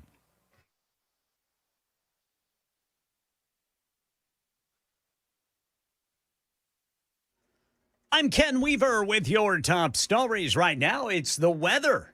Everyone in Middle Tennessee is under a level 2 out of 5 risk for severe storms that could produce spin-up tornadoes. Now, that's if the storms do develop. That risk is there, and it's going to run until 10 o'clock tonight. So all you high school football fans out there, keep that in mind. Full forecast and traffic in 5 minutes. Right now in Nashville, Channel 4 says runners, walkers, and golfers they spoke to today welcome those armed security guards deployed to Metro Parks facilities. I think it's a great thing. There needs to be some sort of presence to make us all feel good and safe. I think it's great. I think it's a great asset to have, especially as a woman, just to have that extra little bit is great. Metro Parks using $2.4 million from its budget to pay for these armed security contractors. And President Trump's already ruled it out, but Mayor Freddie O'Connell's pushing back on Congressman Andy Ogle's claim that the National Guard should be deployed in Nashville because the mayor's policies have made the city notorious for gang activity. Mayor O'Connell calling that absurd. We have not requested them. Chief Drake has not requested them. Our Metro Nashville Police Department has not requested their presence. We are continuing to make progress in year-over-year reductions in crime. We're going to continue to focus on those local efforts with trusted community partners. Now, Nashville was recently ranked among the top cities for violent crime, with some reports placing it in the top 15, others even higher, such as the 5th highest rate of violent crimes per 100,000 people, according to some FBI data. These rankings are based on 2024 FBI data, which also showed Memphis having an even higher rate of violent crime. That's the latest news. Traffic and weather next. I'm Ken Weaver, WTN News.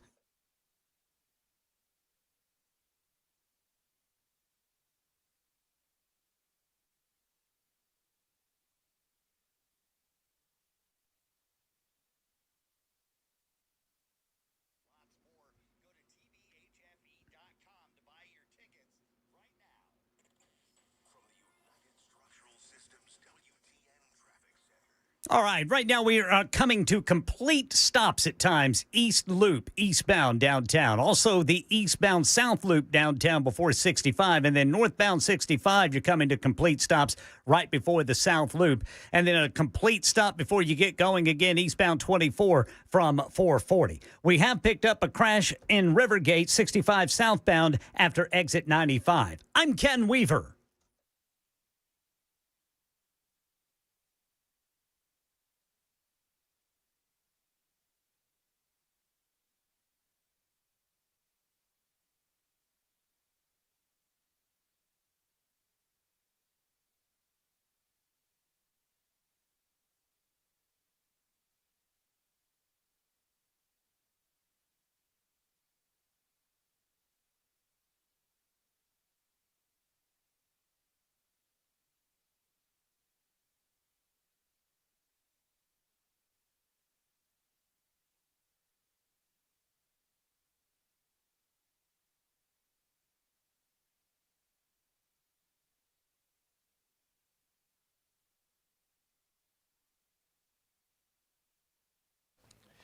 Hello, friends. Matt Murphy for Defend Systems. I try to stress that the likelihood that you will go through a workplace violence situation, right? The likelihood that you'll experience something along those lines, whether it's an emergency situation that comes in the form of an accident or if something happens within the workplace, it is very, very, very low. But the point is, it's not zero.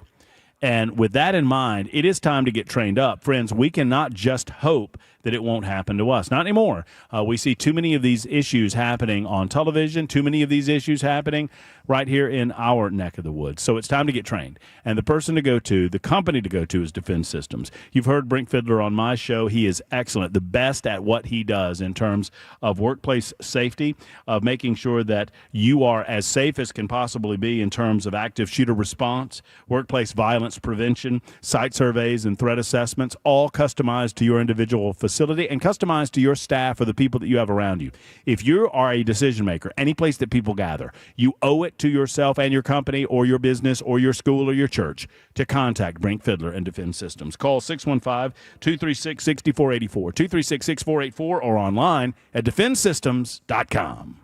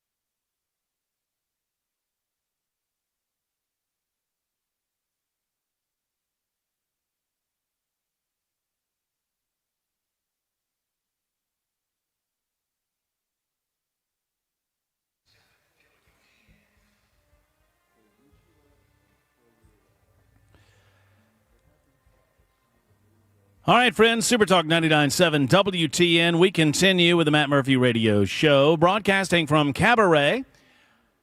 For those unfamiliar, this is Ray Stevens' beautiful theater. If you've never been, come on out tonight and see the 7th Congressional District debate. There might be some seats available. I know that we were filling the lower area. I believe that we will have a seat or two ready for you. You can come out and watch in person as the four top contenders for the 7th Congressional District candidacy in the Republican primary will vie for your vote, and they will explain why they are different than the other guys. We will continue that discussion throughout the course of the show today, and we'll crank up the debate, which will be broadcast live on Super Talk 99.7 WTN starting at 7 o'clock tonight. As someone asked, a young Jackson, is that you in the background? You made it to an event. That's right, Jackson. You can see the top of his head right behind me on Super Talk TV. There he is. What's up? Hey, Jackson. Say hello to your adoring fan base, buddy. What's up? Matt put me in the corner. Mm-hmm. I am being persecuted against, and I don't know how I'm going to recover from this. But, Jay, can I sue Matt for this? Jackson? Yes, sir. It takes two things to file a lawsuit. Yes, sir. Do you know what those are? $140 and a crayon. You passed. Ken? Congratulations, Jackson. Thank you for listening. Ken, can I borrow $60? Brother Jackson, I've got a lawsuit of my own to file. Well. Oh, we might be able to get this into a class action against old Mr. Murphy. Yeah. Mason, you in? I'm never holding back. Hey, Jay, I'm like the guy in Oh Brother, Where Are They? I'm with you, fellas. What a great reference. Well, I want to say this, Matt. I don't know if it's Mason's doing or whatever, but I love the Perry Mason bumper music. Love it. So whoever thought of that is brilliant. I think we got back. Was that you, Mason, that did that? I think we got back old school when I moved to afternoons. I think that's correct. Yeah. I think that was when you moved down to the afternoons there. Yeah. Well, it's brilliant. It's absolutely brilliant. But it sounds great. It sounds great. We love it. All right, so let's get to more questions for Jay St. Clair, 41 minutes after the hour. And let me see who's here. We've got a question regarding Social Security from David on line 1. David, thank you for your telephone call to the Matt Murphy Show. You're on with Jay St. Clair. What's going on, David? I appreciate you taking my call, and glad to hear you looking out for the little guy always. Yes, sir, David. I sure feel like the little guy. I filed for disability in 2001 and was denied. 2002, I filed again. I was granted it, but I was granted SSI. They said I hadn't paid taxes in so many years. Well, I knew I had at the time, but I didn't argue the point. I took it and went. So in 2018, they call me and tell me, hey, you know what? You're right. You did pay taxes. You are eligible for Social Security disability, still the SSI, which is a smaller check. Right. They've been shorting me around $300 a month for 23 years. Right. Now I've turned 62. They made me file for my Social Security. That was mandatory. But they don't want to give me my money back that they've had all these years and never been paying me. And they claim they've lost my records. They can't. In 2018, when they told me I had to file again, they couldn't prove that I had to prove I was disabled 10 years prior. They had lost the records, and it's hard to prove anything after 10 years. People, doctors die. Papers get lost. Okay, so I can't find anybody to touch this case. The way I've got it figured up is over $200,000 right now that they owe me with interest and. Wow. So you've been trying to get a lawyer to represent you on this, David? No. I had talked to a lawyer in 2018. He said, if I were you, I wouldn't rock the boat, because if you rock the boat, they're subject to take the check you have. I'd rock the boat, particularly under the current administration. You could try this. I will now. That's I'm right. 62. They can't take my check. You got to get a lawyer to help you on this, David. I mean, you just can't do it on your own. You got to get a lawyer. I would get somebody that specializes in Social Security appeals, and there's a lot of lawyers that do that, and most of them are pretty good. And so what I do is get on the internet and look in your area for lawyers who advertise themselves as specializing in Social Security matters. You just got to get a lawyer. Okay. Maybe that's where I've been going wrong. Is I've been looking for lawyers for disability, and most of them want to handle new disability cases. No. You don't. Appeals. Okay. No. Don't look for disability. Look for Social Security appeals. Okay. If you totally strike out on that, David, here's what I want you to do, because I'm serious about it. I'm love Matt giving me the opportunity to help just ordinary folks on his show, and I do it to give back. So here's what I want you to do. If you can't find somebody to represent you, you call me. I'm on the internet. It's Jay St. Clair, ST period, CLAIR. And J. then St. Clair. J. St. Clair, and my number and email address is on the internet. I want you to reach out to me in my office, and I'm going to put you in touch with the right lawyer to handle this matter. Well, I appreciate that, and I certainly will. Good luck, thank David. you, David. Good luck. Good luck. And J. Saint ST period CLAIR. If you look him up, he's the first man to pop up on the internet. Yeah, and we you can pay a find him lot that for way. that to happen. The Littler.com is the website in case anybody was wondering. You won't see me on any billboards or on the side of any buses, though.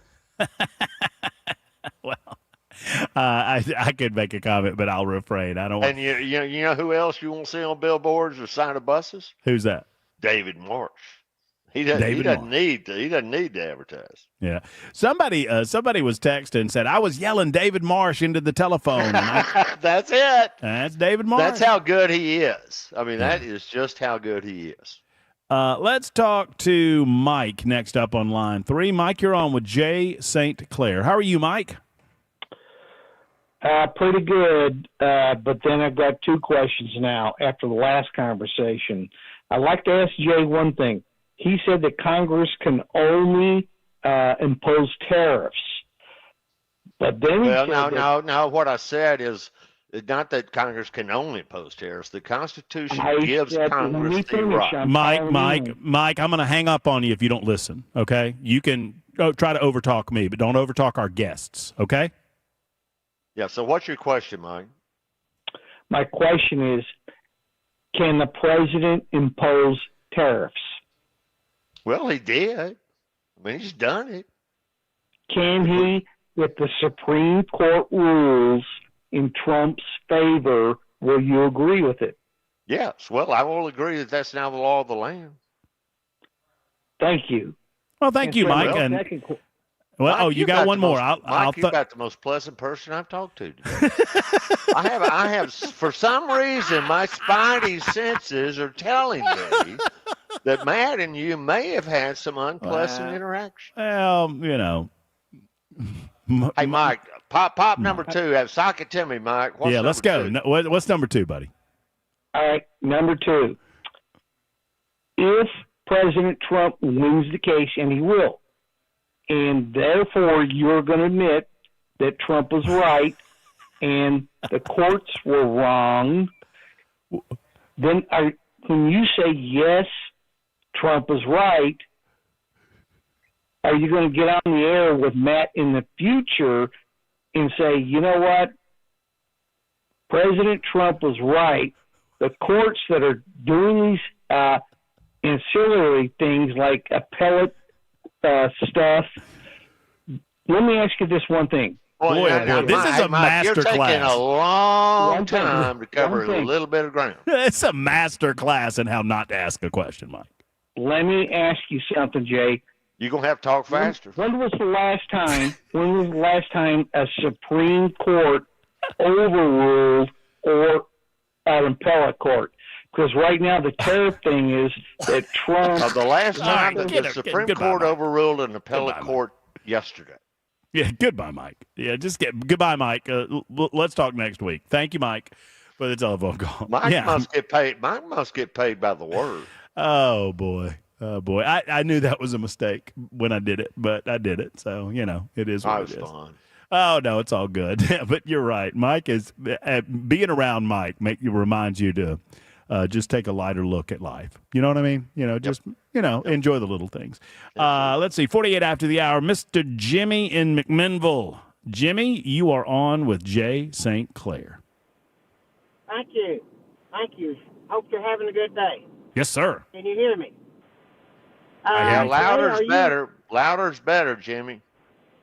Can you hear me now? Much better. All right. Were you originally raised in Dunlap, Tennessee? Yes, sir. I was born and lived there for a few years. Then we moved to Murfreesboro. My dad just got out of the Air Force, and so he went over there to Mitsu and got his degree. But I lived in Dunlap, I think, for probably 2 or 3 years. Oh, okay. All right. My family's from there. I didn't know if you would know any of them. Well, they may. My grandmother was Ora Mae Curtis, lived right there at the Yeah. four-way stop. She lived around the Lusk community, and just about everybody knows Ormode. Okay, my family's last name was Walker. Well, there's a lot of Walkers around there too. Well, they breed like rabbits. Well, yeah, my wife, she's up on Smith Mountain, and there's a lot. I think her mom may have been a Walker. Okay, yeah. I had my dad. There was 9 siblings in that family, so. Yep. Okay. Well, I'm glad it's God's country. Sequatchie Valley is God's country. Beautiful. Jim. Yeah. Beautiful out there. Yeah. Beautiful, beautiful. Yeah, Reba's got her little place overlooking Sequatchie Valley. Yep. So. God's country. All right. Good to talk to you. Thank you very much. Thank you, Mr. Jimmy. It was my pleasure, Jimmy. Thank you so much. That was nice. Oh, I have such fond. Well, one, I mean, I hate why I was there. But the first time I saw the Sequatchie Valleys before I lived in Tennessee, I came up to be with you at your brother's funeral, Jay. Yep. I remember that, and then I drove through there with my brother, and man, that's gorgeous country that you grew up. Well, it's just absolutely beautiful. It is. 44. Y'all made it to the falls, didn't you, man? We did. Yeah, we did. Yep.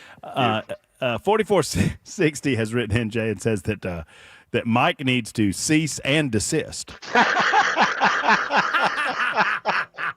You have the smartest and funniest listeners that I've ever seen or heard of. That's so good. It makes me giggle. All right, every time. All right, let me see if I can find one more question for you, Jay, before we get you out of here. 51 after the hour. Now I'm probably not gonna be able to do it.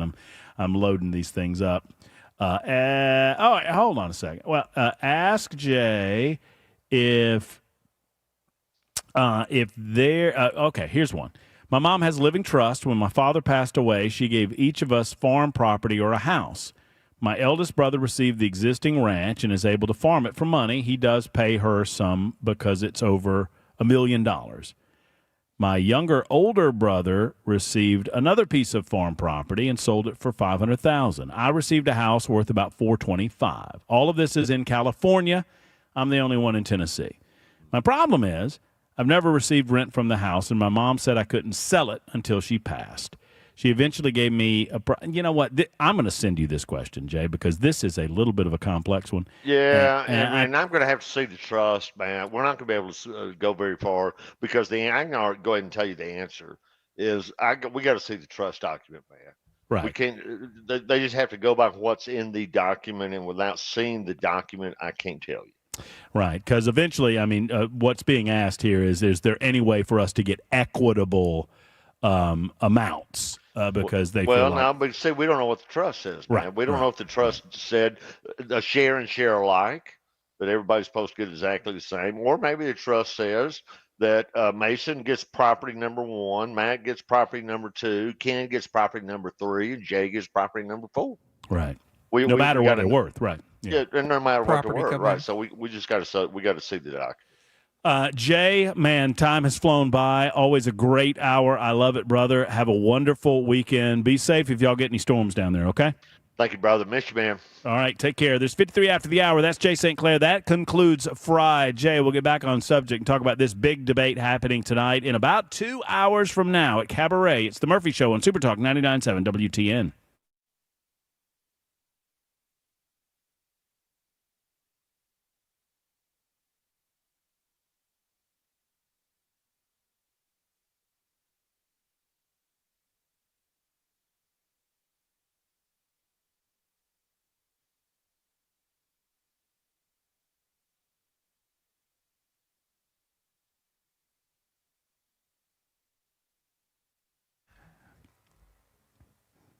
Hello, friends. If I'm still on camera, that last little motion was not for you. That was for Jackson. I'll tell you what, speaking of pests, let's talk about U.S. Pest. U.S. Pest is simple. You know what? I need to call U.S. Pest, and maybe they'll get rid of this fella behind me. I don't know. I don't know if they do human beings, but they do just about every other bug and creepy crawly that gets in your life, in your home. If you have a bug problem, or if you don't know whether or not you have a bug problem, you need to call U.S. Pest. Get them to your home and allow them to give you a free consultation and examination, a free inspection, if you will. Now, if you're unsatisfied with your current pest control company, it's probably because you're not doing things with U.S. Pest. If you don't have one, you need one, because pests are not going to stop. The bugs, the stink bugs, the ants, ladybugs, spiders, even mice, rats, rodents of all kind of shapes and sizes. They are going to get into your home. They want what's yours. They want your food. They want your AC. They want your warmth in the wintertime. And they will come if you let them. Let's eliminate that possibility by contacting J.K. and Erica Brister and our friends at U.S. Pest. Go to uspest.com, uspest.com, or call 590-1260. 590-1260. When you make the call or when you stop by online, be sure to tell them that Matt Murphy sent you to the best, to U.S. Pest.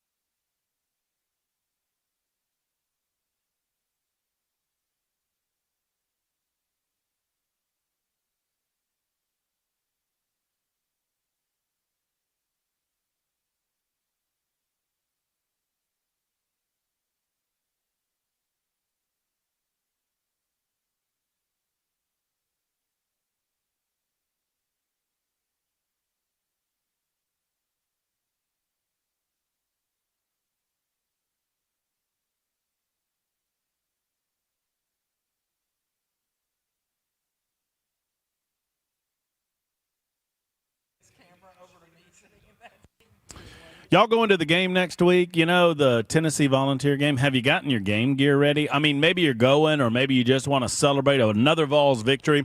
The place to go is at Volunteer Outfitters. Now, they've got a lot of different team gear at Volunteer Outfitters, but that's just part of what they do. Anything for the outdoors, whether it's lake life, maybe you're still enjoying some lake living, if you will, and you're looking for some shirts or some shorts or some other gear to wear on the lake. Perhaps it's hunting season that you're thinking about. Well, it's here. I mean, September's here. That means bird hunting is right around the corner, and you need to get geared up for bird season or hunting season, generally speaking. You do that at Volunteer Outfitters. You get away from the city, and you get away from all those high prices in Nashville, Tennessee. I'm talking Hendersonville, New Shackle Island Road. You get off New Shackle Island Road. You get off Vietnam Veterans Parkway. Take a left on New Shackle Island, and then they're right down there on the left. Tell Tommy and the team that I sent you. It's a beautiful facility, great prices, and a lot of different gear. It's Volunteer Outfitters. Once again, tell them Matt sent you to Volunteer Outfitters.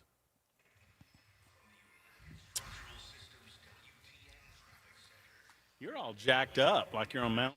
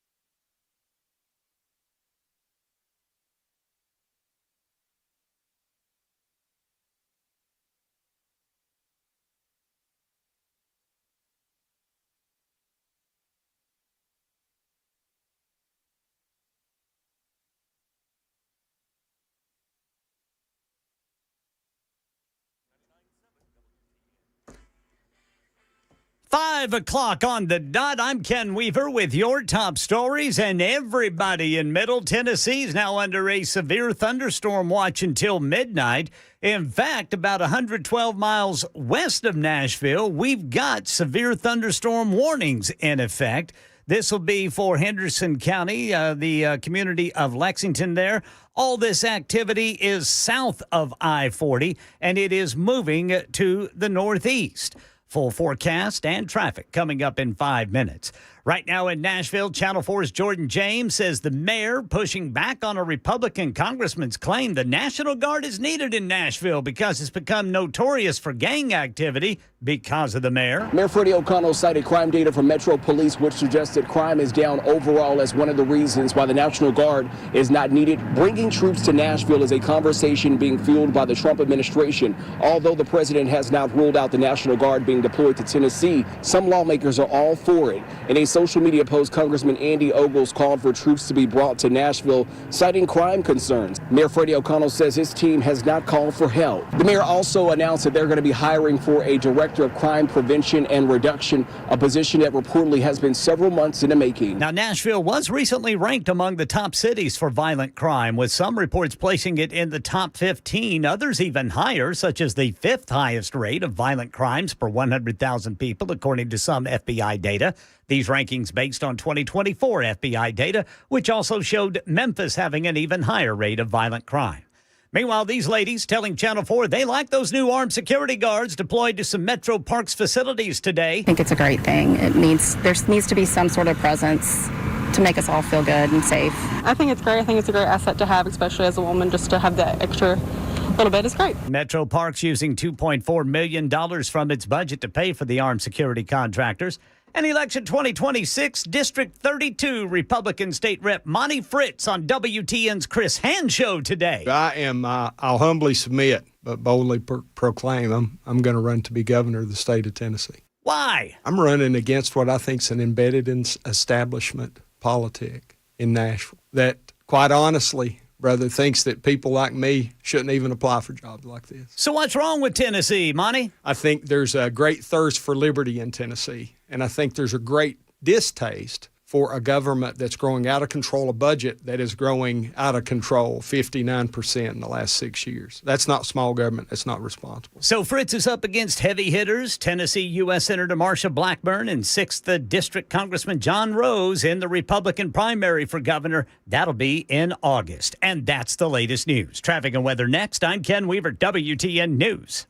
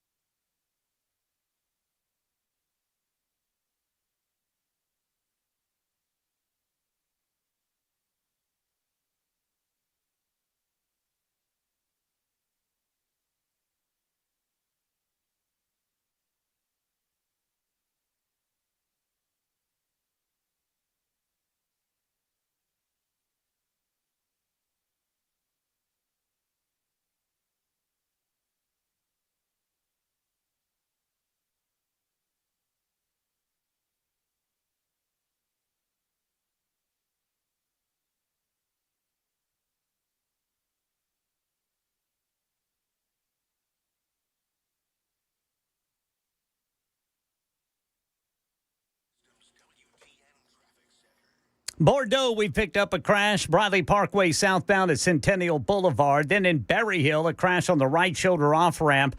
That's going to be 440 eastbound to 65.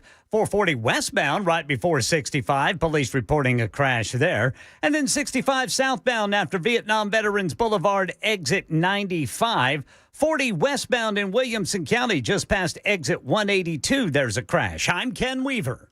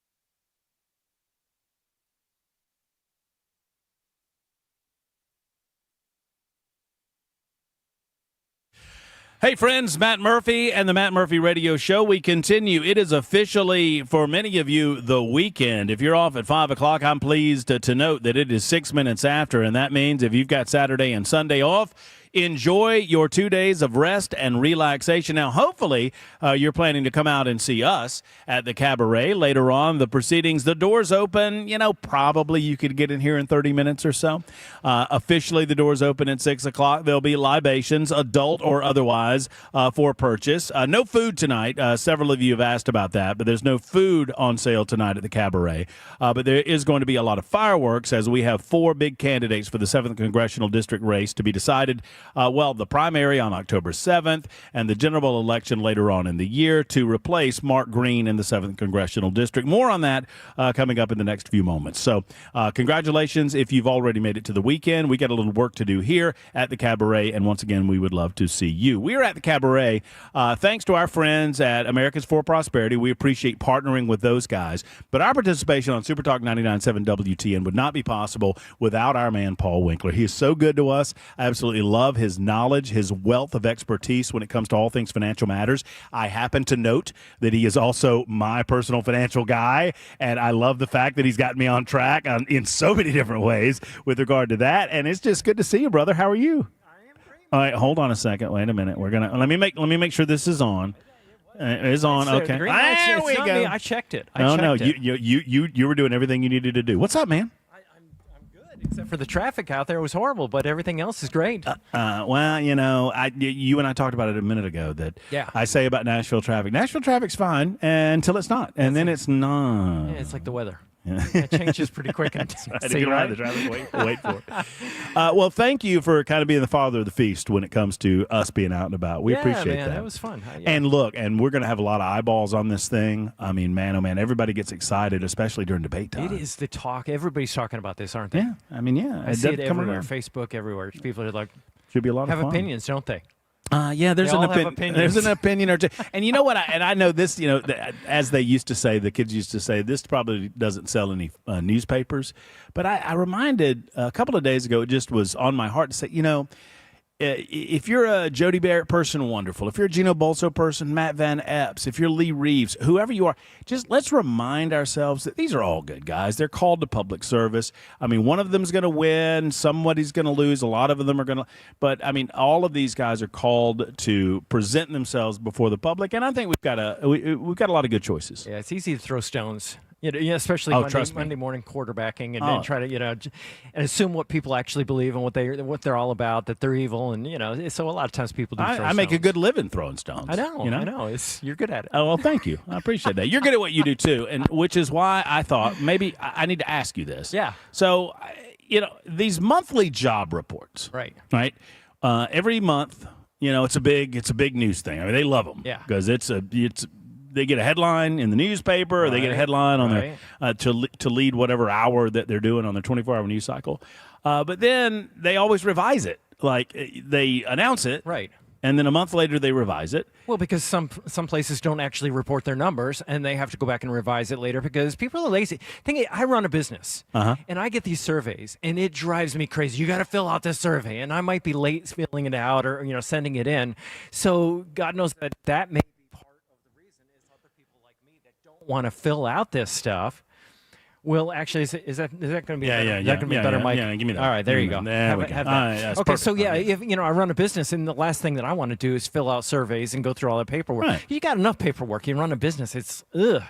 So what happens is companies will be late at putting this stuff out, and then you'll have to revise the numbers later. So, but you try to guess as best you can as to what the numbers are going to be, and you come back and revise it, and it's okay. So you know me, I'm Matt Murphy, the curmudgeon, and I say, why do we need what's the purpose of these numbers anyway? Yeah, so let's say if you're an investor.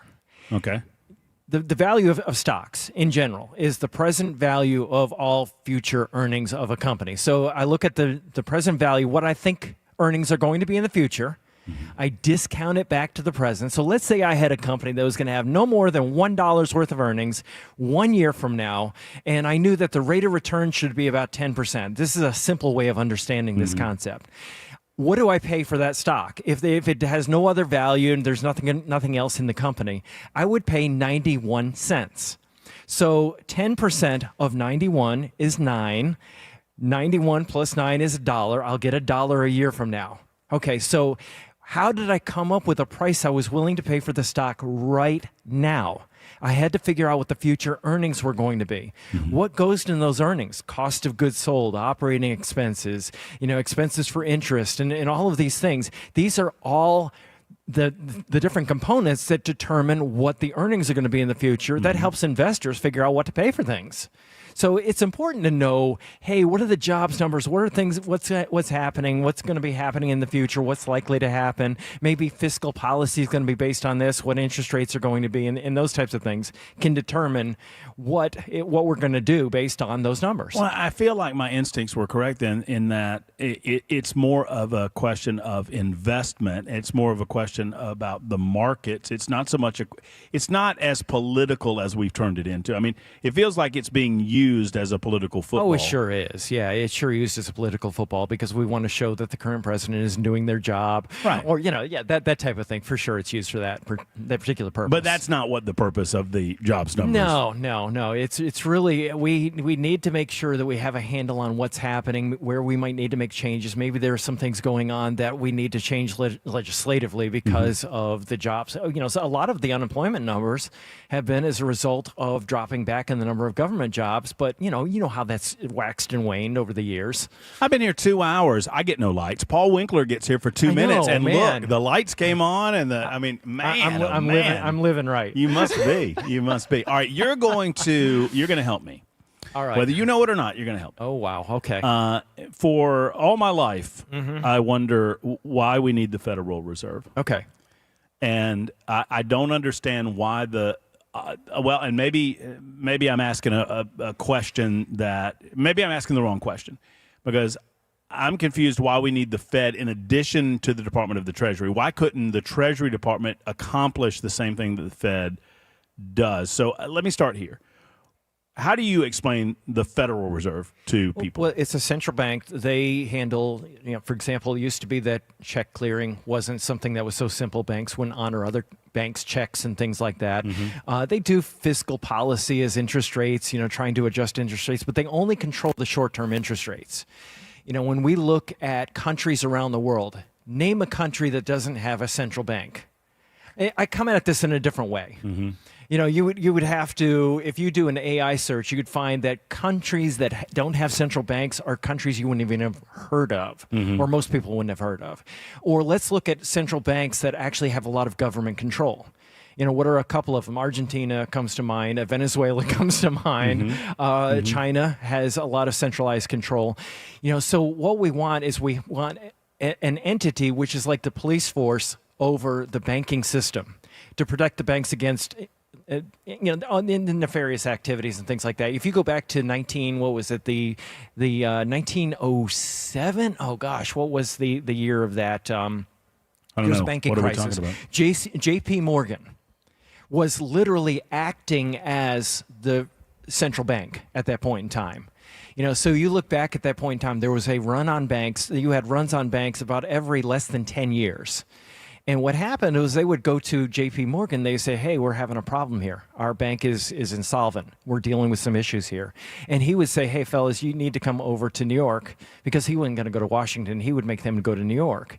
And he was known for bailing out banks. So that was the impetus of actually setting up the Federal Reserve, is because we weren't going to have J.P. Morgan around forever to actually make sure that our banking system remained solvent. Remember, we were in the gold standard back then. Well, I mean, and forgive me, these might be simpleton type questions, but so we bail out banks. Why? Well, so when we, why do we need a system that bails out if the banks fail? Okay, so if we look at how a bank works, this is where it gets a little bit weird. Velocity of money. When you make a deposit to a bank, they hold the reserve requirement. Some of that money gets lent back out. It flows through the economy. So I use an example to make it simple. Say I put $100,000 into a bank. and they hold a reserve requirement of 10%, $10,000. They lend $90,000 back out, right? That money flows to the economy. Maybe 70 of it goes back in. They hold a reserve requirement of $7,000. This goes back to It's a Wonderful Life. Your money isn't in this bank. It's in Joe's house. It's in Joe's house. That's exactly right. It's in Joe's house. That's exactly right. Good memory. So what happens is it flows through, and you'll have 7 to 8 times. Well, you'll have banking panics just because people panic. And you saw that in It's a Wonderful Life. Right. People panic and they want to pull their money back out. And then you have, the Treasury can be involved in that process, but also you have the central bank helping out, being the lender of last resort, as we call them. To lend to make sure that they meet their reserve requirements. You don't want to be the first bank. You don't want to go to the Federal Reserve first when you need money. You want that the last place that you've got to go, but you want that backstop. And that is the function that they've always Because otherwise you've got served. instability. Oh, yeah, tremendous instability. And inflation can be a huge problem. So is the Federal Reserve a part of the government? Is it a private thing? Is it a little bit of both? It's quasi. Is kind of the way I see it. Because you have people that are actually appointed by government officials. Obviously. Right. I mean, because the reason I ask is because Trump, was getting into it with the head of the Fed and was like, you need to lower rates, and and then he's like, no, I'm not going to just do that just because the president tells me to do that. And I'm like, okay, well, I mean, there's a relationship there. There's an appointee relationship there, but. And he's not going to fire Jerome Powell, or he is. And, we're hearing all of this. And I'm like, okay, why wouldn't Jerome Powell is setting rates based on what? In other words, the decision-making that happens at the Fed, and I don't pretend that Jerome Powell does it himself. Right. I'm oversimplifying it. Right. But, how do they make those determinations at the Fed, and why is it important that that's separate from the political calculus? Right. Well, it goes back to your original question. Why do we even follow unemployment numbers? Well, that is one of the things that the Fed wants to look at. They want full employment. They want to make sure that we don't have too much unemployment, because you go back to the 1930s. What was the big problem in the 1930s? High unemployment. Why did we have high unemployment? Like 25% unemployment. Yeah, 25%. Why do we have such high unemployment? And you go, well, what was going on? Well, what was happening is wages were sticky. And you had deflation. You had prices going down. If wages stay the same, but prices are going down, people are getting richer. Who was getting richer? Older people that are in the workforce that were not going to leave their jobs. That was literally why Social Security was instituted. It was to get older people out of the workforce. Right. So what happens is we look at that type of thing. We look at unemployment rates. We decide, hey, should we actually reduce interest rates some? Because if we reduce interest rates some, people will buy things, and then you'll employ people. The obvious things. And then, of course, you have the inflation rate. We want to make sure that that's around 2%. And that's one of the things that they were saying has been a little bit of an issue. 2% inflation rate, but it's actually 3% right now. Is it a good time to reduce interest rates? Is inflation higher than what we want it to be? And if we reduce interest rates, we're actually going to create more inflation. So what's the downside then, Paul, to, and once again, I was publicly educated in Georgia, so you have to work slow with me. What's the downside in keeping the Fed Reserve interest rate at the floor? I mean, what's the downside in keeping it low always? Keeping the interest rate. Well, so if you keep it really low, when people borrow money for cars, they borrow money for, items like refrigerators and those types of things. You get a too hot economy? It heats up the economy, and then what happens is then you have too much demand for employees. When you have too much demand for employees, you don't have enough unemployment. Then you have prices go up because you have to pay people more because you're having to pay overtime for them, and you're trying to look for people, and you're going, well, I'm going to leave this job. These guys will pay me more over here. So I'm going to leave where I work. I'm going to go over here, and it's going to have an inflationary pressure on wages at that particular point. Okay, so it would create inflation. Yeah, it would create more inflation. Yeah, so that's why you don't want to do that. So you look at it kind of as a teeter-totter. You're trying to balance. Boy, is it a balancing act. And they're pretty good at it. I mean, we look back through history and we say, it hasn't. We haven't. When's the last time we really had bad inflation? It's the 1980s. It hasn't been something that we've dealt with a lot, because they're decent at it. Maybe not perfect, but they're decent. All right, so when we come back, I'll ask the ultimate question that I've always wanted to ask Paul, and we've never gotten around to it. And no, because I've heard this question in my line of work for 15 years, and I will admit publicly that I'm not quite sure what it means. And the question is, should we audit the Fed? And I don't know that I understand necessarily what that means, but I'll find out from you in a minute. Yeah. Paul Winkler's with us, 21 after the hour. You're listening to Super Talk 99.7 WTN. Back in a moment.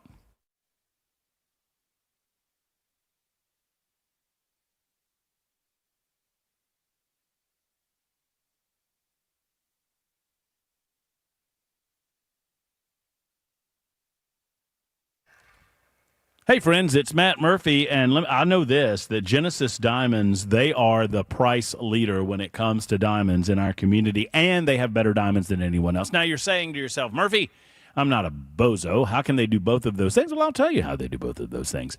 They buy the diamonds themselves. They don't depend on others to do it. With that in mind, they cut out a middleman in the process. You understand that a lot of the folks in the jewelry industry, they buy from secondary markets, and at Genesis Diamonds, they are buying from the beginning of the process. Meaning, if you cut out that middleman, you don't have that markup. Profit's not a dirty word, but with that markup comes higher prices to you. At Genesis Diamonds, when they eliminate that, they eliminate those higher prices without having to compromise on value. That's how they get it done. They have more selection of diamonds than you've ever seen in your life, man. I'm telling you, from a half a carat to 20 carats. 20 carats? That's what I'm talking about. At Genesis Diamonds, and 2 locations at Genesis. It's a no-brainer, truly. They're the source for the ring that you want, for the bracelet, for the necklace, whether it's a birthday, an anniversary, an engagement, or a just because. It's time to get to Genesis. It is a home run gift that she will talk about for years and years and years to come. Genesis Diamonds, located in Green Hills and Cool Springs. Till Matt Murphy sent you to Genesis.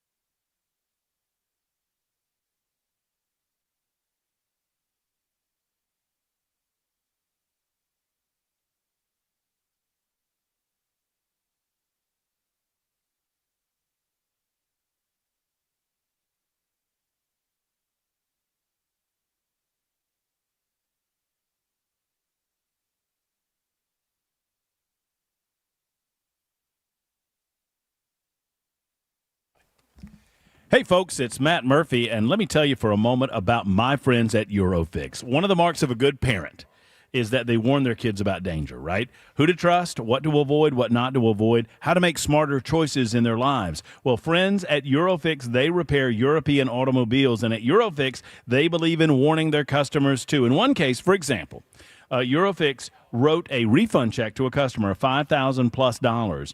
They did that because they police themselves, and they're never going to overcharge you. They're simply going to do things the right way the first time, and if you are one of the very few times where that doesn't happen, they're going to make it right. It's what I love about Eurofix. My grandpa always said, do it right or do it twice. That's the way they feel at Eurofix. So you could pay for something you don't need. You could buy something that it isn't for you or for your car, or you can go to Eurofix and allow the quality repair to be made the first time the right way. 15-minute no-wrench inspection at Eurofix, a 3-year, 36,000-mile warranty on all of the work done, plus a rental car available at every appointment. 844-EUROFIX, 844-EUROFIX, or visit online at myeurofix.com.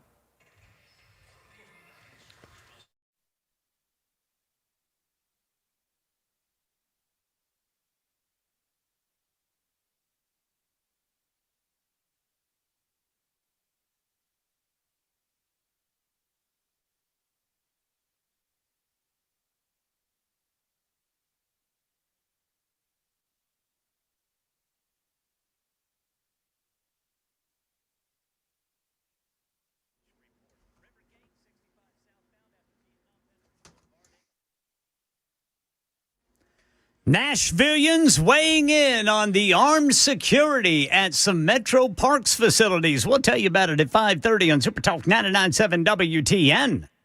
Thank you much, Ken Weaver, back at home base in News Closet B. It's 26 minutes after 5 o'clock. Don't worry, Nincompoops in the News is on the way at 5:37, 5:38, thereabouts, with Jackson Williams on site, Matt Murphy on site at Cabaret, Ken Williams back at home base. And Ken Weaver. Come on, Matt. What did I say, Jackson? Ken Williams. I don't know. What did you put in my Mountain Dew? I feel like I've been roofied. That is a bold accusation, and we'll never know. Maybe if you get $140 and a crayon. Ken, I believe Jackson has taken his taken it to a new level. I think I've been roofied. Well, from what I understand, that Ken Williams fella is shorter than I am. Well, that's what I'm told. Who is Ken Williams? But he doesn't short fella. Doesn't have nearly the fine-looking goatee that you have. And by the way, while I have Ken over here, if y'all haven't followed Ken Weaver on social media, I'm loving those little shorts that you're doing on social media, by the way, Ken. I think they're good stuff. Oh, well, thank you, Brother Murphy. Welcome. I've been looking at you, and they're not just about the foosball either. You've got life advice in there. Yeah, I like it. Yeah, I don't know if I would follow my life advice, but you can certainly watch it. You can watch it, and you can get a really good look at that impressive goatee. On Ken Weaver. I've seen it. You've seen it. I've seen it. Paul Winkler's with us as well. Paul. Paul is our sponsor of being on location at the AFP Super Talk 99.7 WTN debate, and we're excited about that. A couple of more minutes with Paul. I asked the question, when people say audit the Fed, what do they mean? So they want to audit their accounts. There's already auditing that takes place. Let's just put that on the table. Okay. And then you also have the Office of Inspector General, actually auditing. There are several different layers of that. Now, what is the evidence that these audits are good? If you look around, what is the reserve currency in the not just the United States, but all around the world? It's the dollar. Mm-hmm. So that is the faith that other countries around the world have in the dollar, and using that as the reserve currency for other things that they do all around the world. Now, what is this whole idea about auditing and setting up so that you have some kind of a government accountability office or something like that? What's the problem with that? And the problem really comes down to the independence of the Fed. If you had all of a sudden bureaucrats of the government auditing the Fed and getting involved, they would put political pressure, and that's the concern, political pressure, because when you have political pressure on the Federal Reserve, that is when you have gaming the, for example, the inflation data.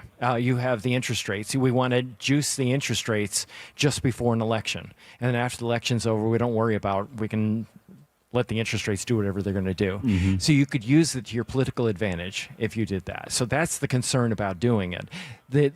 The evidence that it's not needed is really what I want to focus on, is that if you look around the world, our currency is number one everywhere. There was talk about the Chinese currency, yuan, was going to be a reserve currency.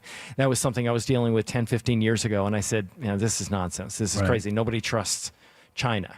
Mm-hmm. They trust the United States government.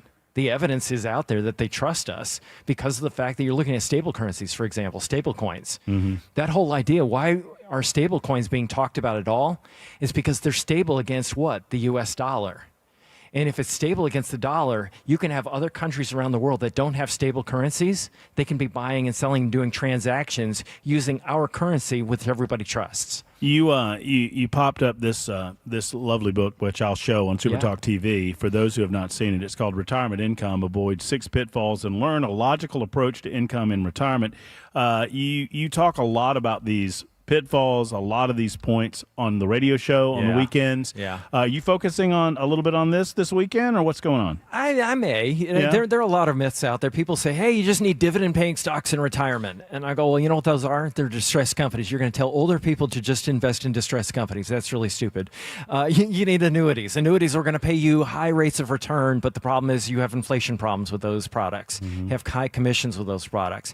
We're going to use interest. Well, interest-bearing investments don't keep pace with inflation. So, there are all kinds of problems out there.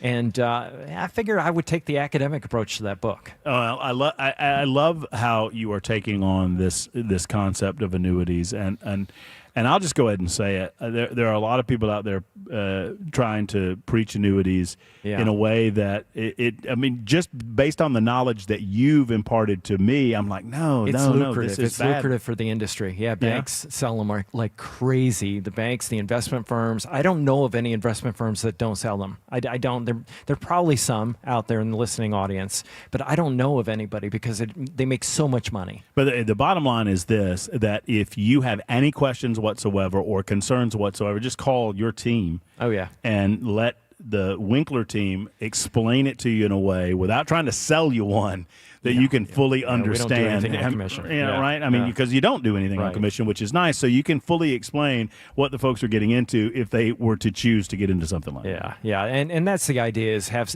degreed planners. Everybody, I think the minimum amount of experience at each office, the people running over 25 years. And I won't even let them work with us unless they've been around the block a long time. Well, they have to be able to talk to you on your level, which is difficult to do, frankly. I want them at that level. Yeah, well, but I know you do. And that's good because we want people on our team, on our side, that have the knowledge and understanding that you guys have. Thank you so much for helping us make this a reality. Yeah, man. This has been a blast. I'm looking forward to hear what it's going to be fun. The candidates say tonight. It's going to be fun. We're going to get to Ken Weaver right now in the newsroom. He's got the headlines for you. And then Nincompoops in the News is coming up right after this on Super Talk 99.7 WTN.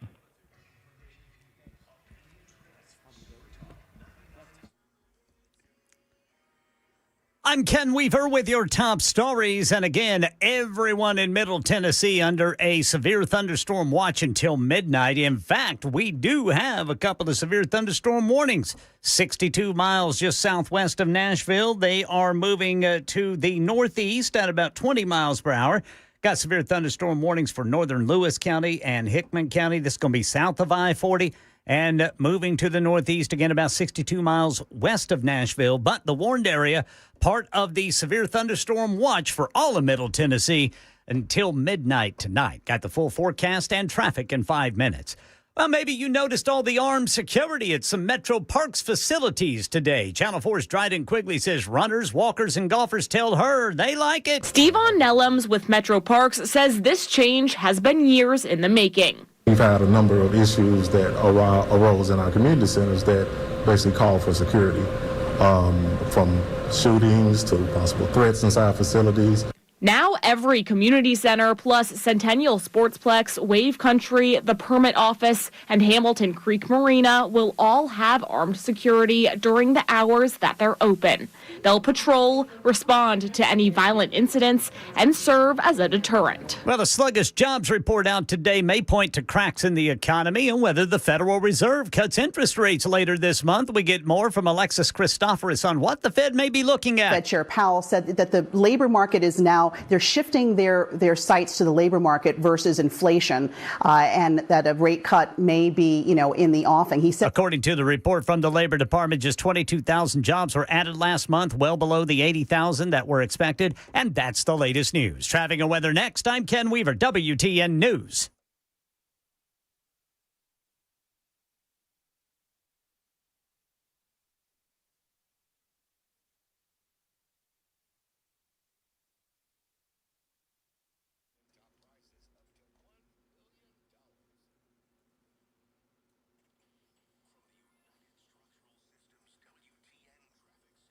Berry Hill, TDOT reporting a crash, right shoulder off-ramp block 440 eastbound to 65. Also, Rivergate, we've got 65 southbound after Vietnam Veterans Boulevard, exit 95.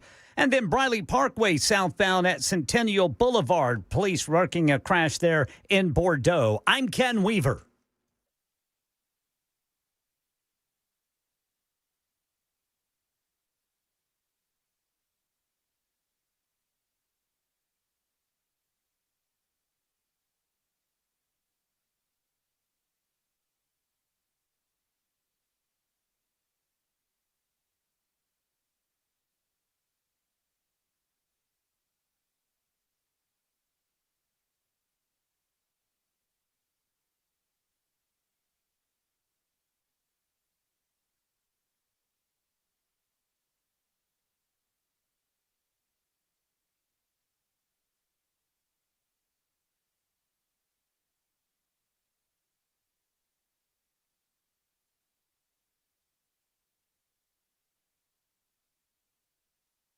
Time of year, friends, where if you want to keep your lawn looking as good as possible through the fall, you need to get to Dickens Turf and Landscape Supply. Plus, they have everything that you need for fall seeding. That's SEEDING. Fall seeding time is September and October in Middle Tennessee.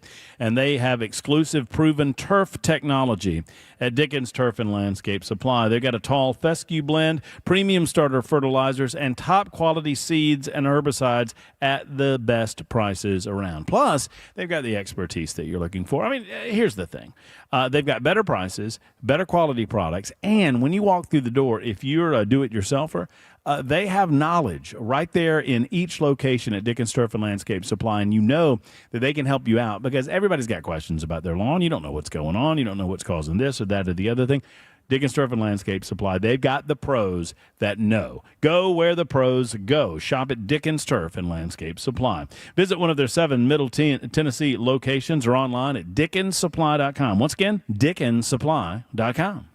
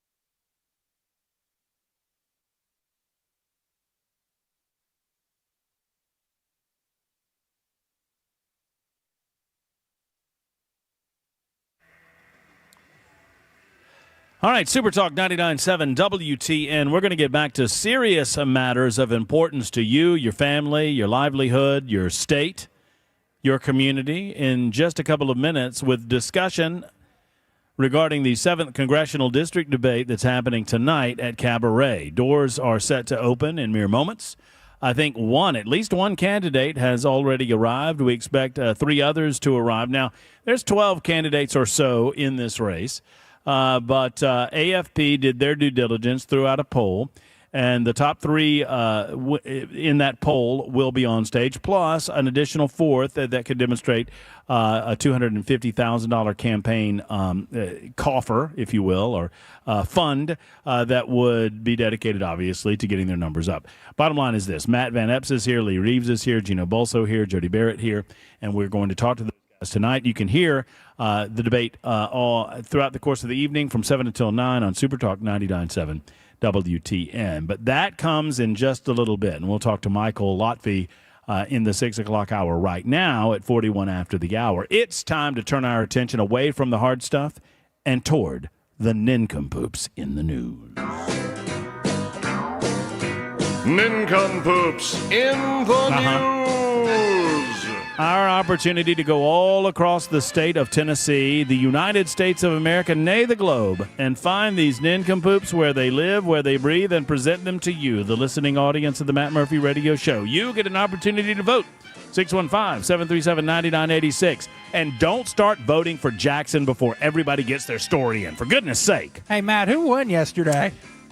Do you remember? I got sympathy votes for giving up. You know that, right? You tucked your tail between your legs and you went into Uga's doghouse, my friend. You know what? I can only get told so many times that we're running late and we have to go to break before I just say, you know what? I give up. Give up. Goodness gracious. Ken Weaver, I think Ken Weaver's got something for you today.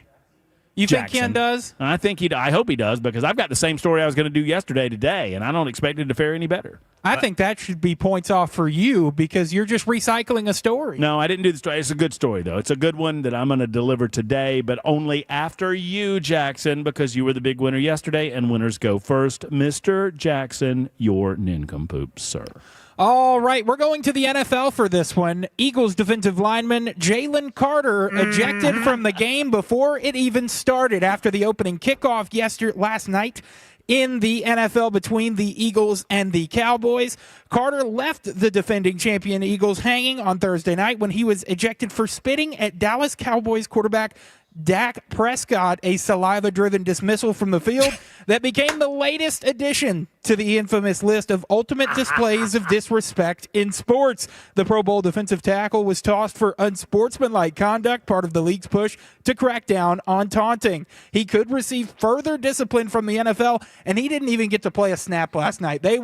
So the opening, if you didn't see this, the opening kickoff happens, and then there was an injury on that play. Unfortunately, a player tore his patella tendon, and so he was having to be tended to. And the two sides were chatting, and Dak Prescott apparently said something that Mr. Carter did not like, so he spit on him. And that was the end of his night before it even began. Apparently, Dak... And this is Matt, you want to know where this fellow went to college? I believe he was a Georgia Bulldog. Oh, yeah. Yeah, he spit on. See, what he should have done is spit on the guy, and then get in his car and speed away. Well, at a fast rate of speed. He does have a history of that. Yeah, he does. I know that. Yeah, I feel like this is the only reason that this story got brought up, was that Jalen Carter was a Georgia Bulldog. No, this guy's an idiot. He spit on somebody before the game started, and he got himself kicked off. He is one of the Eagles' premier defensive tackles, one of a great player for the Georgia Bulldogs.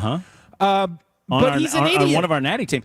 By the way, I think technically, Jackson, the game had started. I mean, there had been He had not played it down yet. Well, that's true, but I mean, the game had technically started.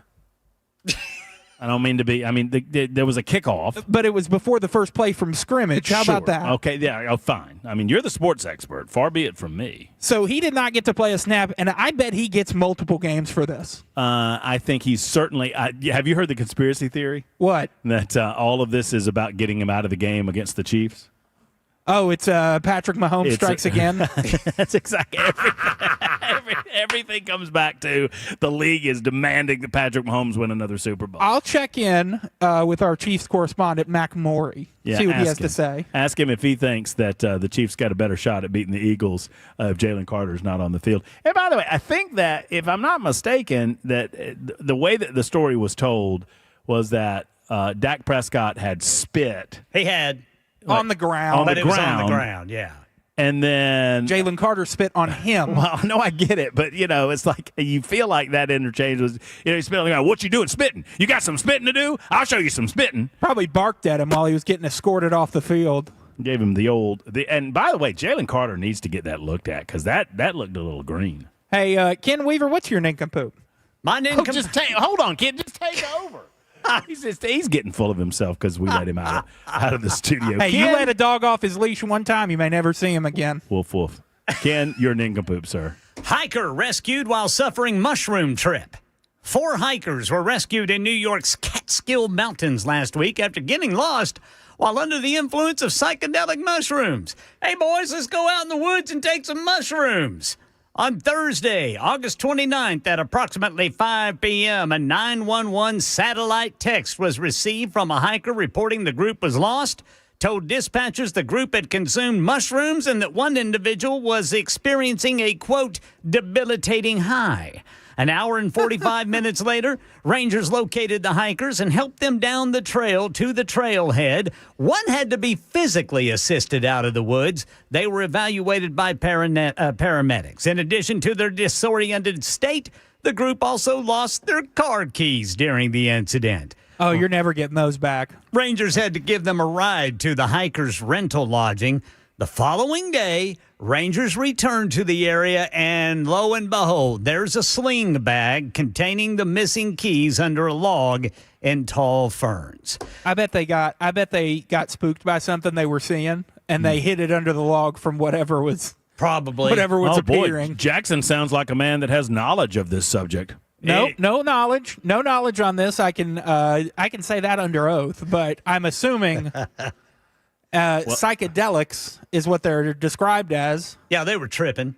You see fancy colors on mushrooms. They were tripping all over the forest. And I can tell you that I do have knowledge of the subject. Matt Murphy, our mushrooms expert. No, actually, I was in the middle of the woods when that happened. This could have been me, Ken. This could have been me. It's why I don't think this is funny at all. I have the mental image, and now I'm picturing you're with these people, and it's even funnier. Well, I'll tell you stories when we're not on the radio on a 100,000-watt radio station that'll blow your mind. But that was way, way back in my younger days, folks. Yes, sir. Don't do drugs, kids. No, sir. Don't do drugs. It can ruin your life. A bizarre scene unfolded Monday afternoon at a Dollar Tree in Ellensburg, Washington, where a customer said a cashier refused to sell her towels after they discovered that the towels were made in Israel. According to the customer, the cashier became visibly upset when she realized the towels were manufactured in Israel.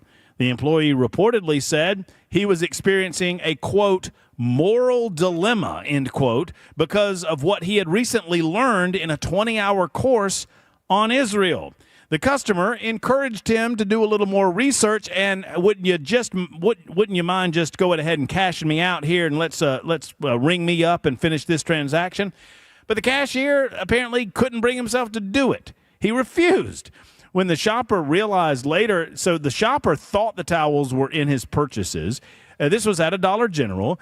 He realized they were not included in the purchase. She then returned to the store. The cashier again hesitated and then called for a manager. The manager completed the transaction and admitted that we are, quote, working with our employee, end quote. According to a store manager, after the employee was approached about the incident and told that he had to ring up the items that the customers brought to him, he quit.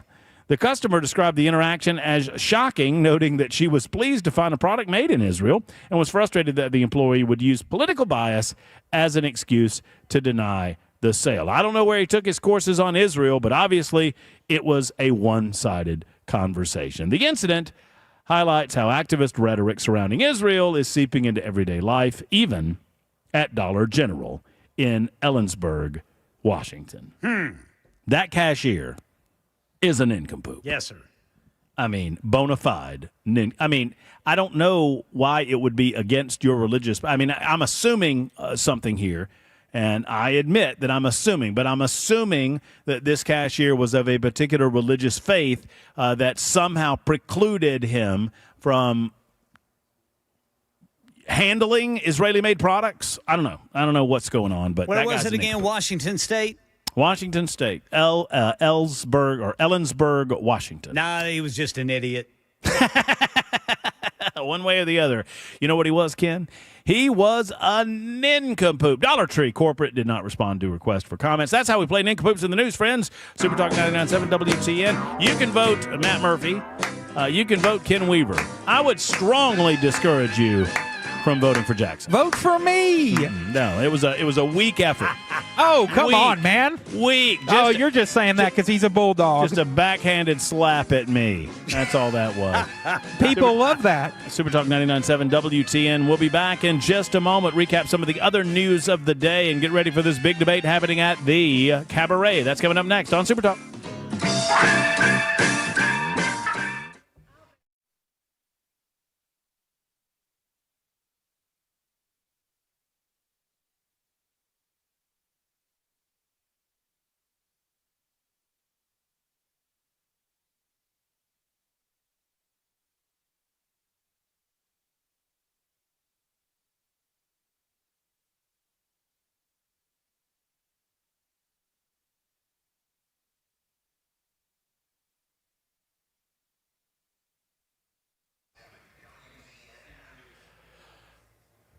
Friends, if you're out and about over the weekend and you happen to find yourself down Franklin Way, I encourage you to get off the square, just off the square next to Grace Pharmacy, and slip into Savory Spice. If you want to up your food game in the kitchen, if you're looking for an exotic spice that you can't find anywhere else, if you want to find the freshest of the fresh, if you're tired of those old clumpy spices that you've had in the back of your cupboard for goodness knows how long, don't go replace those at the big box store. Go to the spice place. Go to Savory Spice. They've got all of the exotic spices. They've got the standard seasonings. They've got the stock spices that you need for most any and all recipes. They've got different flavorings. They've got different type seasonings with different blends going on. And they've just got everything for the chef in your life, for the person that cooks for you at Savory Spice. If you're new to the game in the kitchen and you're looking to up your food game, ask for this Spice and Easy line of products, which makes it so simple. All you have to do is follow the instructions on the back of the package, and you'll make a delicious meal for you, your significant other, your loved ones, your family, or whatnot at Savory Spice. Once again, it's Savory Spice in Franklin. Tell Holly, David, the local ownership there, that Matt Murphy sent you to the one and only Savory Spice.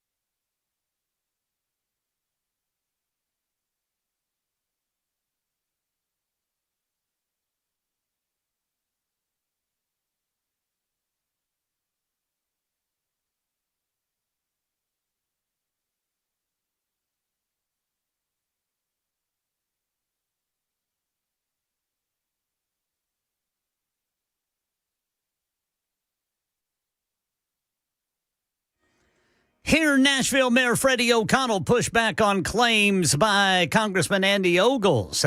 That's at 6 on Super Talk 99.7 WTN. It is 3 until 6 o'clock, Super Talk 99.7 WTN. My name is Matt Murphy. This is the Matt Murphy Radio Show. Pleased you've joined us.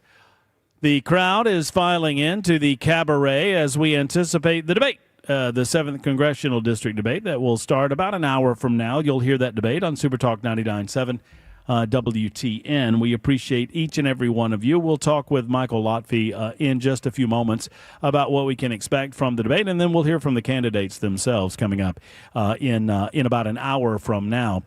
Business owners and board members who run the Downtown Entertainment District in Nashville, responsible for keeping up necessary safety measures. The work took on increased urgency after the 2020 Christmas Day bombing on 2nd Avenue. I was not here for that, but obviously that was not just a regional story. That was an absolutely national story. We in Birmingham, Alabama, when I was there, talked about that for any number of days. It's why the Convention Center Authority, the Music City Center's governing board, has now given the city $2.6 million. They did that actually a couple of years ago to install retractable bollards to prevent vehicles from driving on closed streets. More than 2 years after they allocated the money, the bollards have not yet been put up across the streets of Broadway. The CCA board members, surprised by the 2-year delay, the board requested an update from the Nashville Department of Transportation on the status of the safety upgrades at the September 4th meeting. According to NDOT Director Diana Alarcon, they said the reason was the changing technology. We changed the approach, said Alarcon. I hope I'm pronouncing that correctly. I don't know if I am or not. We started with hydroelectric retractable bollards versus the electric bollards. Anyway, one way or the other, the bollards are going to be going up. They will look like a row of curved claws coming out of the ground and will be operated by an electronic box. And you can expect to see those as a pilot project on Fifth Avenue in the city of Nashville very soon. They will attempt to work them properly and then expect to install them at 1st Avenue, 3rd Avenue, and 4th Avenue. So if you're going downtown anytime over the next, the next months or several months, you'll perhaps see the installation of these bollards. Another safety measure happening in downtown Nashville as our tourism has reached new heights. It is the top of the hour, one more hour to go, and then the big debate tonight from 7 until 9 on Super Talk 99.7 WTN. We're anticipating that. Michael Lotfy will join us in just a moment. It's the Matt Murphy Show on Super Talk 99.7 WTN.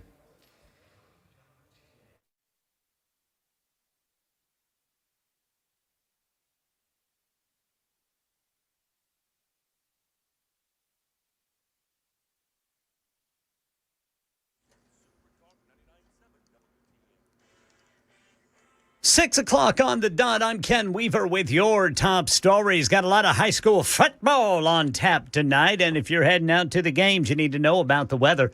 We are under a severe thunderstorm watch. Everybody in Middle Tennessee until midnight tonight. Right now, we got a couple of severe thunderstorms. National Weather Service issuing severe thunderstorm warning for central Murray County and southwestern Williamson County until 6:45. These storms are moving east at about 20 miles per hour, 60-mile-per-hour wind gusts, quarter-size hail. And it looks like folks in the path, Franklin, Columbia, Spring Hill, Thompson Station, Santa Fe, Hampshire, Williamsport, and Leapers Fork. It also includes Interstate 840 between mile markers 13 and 29. Again, the warned area in the watch area until midnight, severe thunderstorm watch. That until midnight tonight. And, of course, these severe thunderstorms southwest of Nashville and Murray and Williamson counties moving to the northeast at 20 miles per hour. Nashville Mayor Freddie O'Connell's pushing back against Congressman Andy Ogles' claim that the National Guard is needed in Nashville to fight crime, calling the suggestion absurd. This is a congressman who is himself under investigation and seems to be showing off for the president so he can get a pardon. This is somebody who is involved in a political race of his own but seems more invested in a city he neither has an office in nor lives in. It is absurd hearing his claims about crime stats. Yeah, O'Connell says data from police shows crime down overall, shootings by 30% since the first of the year, violent crime by 13%. However, Nashville was recently ranked among the top cities for violent crime, with some reports placing it in the top 15, others even higher, such as the 5th highest rate of violent crimes per 100,000 people, according to some FBI data in 2024. And meanwhile, News Channel 5 reports the federal criminal investigation into Andy Ogle's campaign finances has been on hold for nearly a year. Career prosecutors withdrew from the case back in January during the presidential transition, leaving its fate uncertain.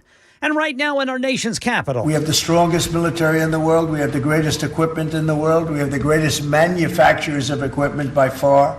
There's nobody to even compete. And you see that with this and so many other things. That's President Trump signing the executive order changing the name of the Department of Defense to the Department of War. We've been talking about this Department of War. So we won the First World War. We won the Second World War. We won everything before that and in between. And then we decided to go woke and we changed the name to Department of Defense. So we're going Department of War. Permanent name change would require approval from Congress, and legislation's already been introduced in both the House and Senate by Republican supporters to codify the change. That's the latest news. Traffic and weather next. I'm Ken Weaver, WTN News.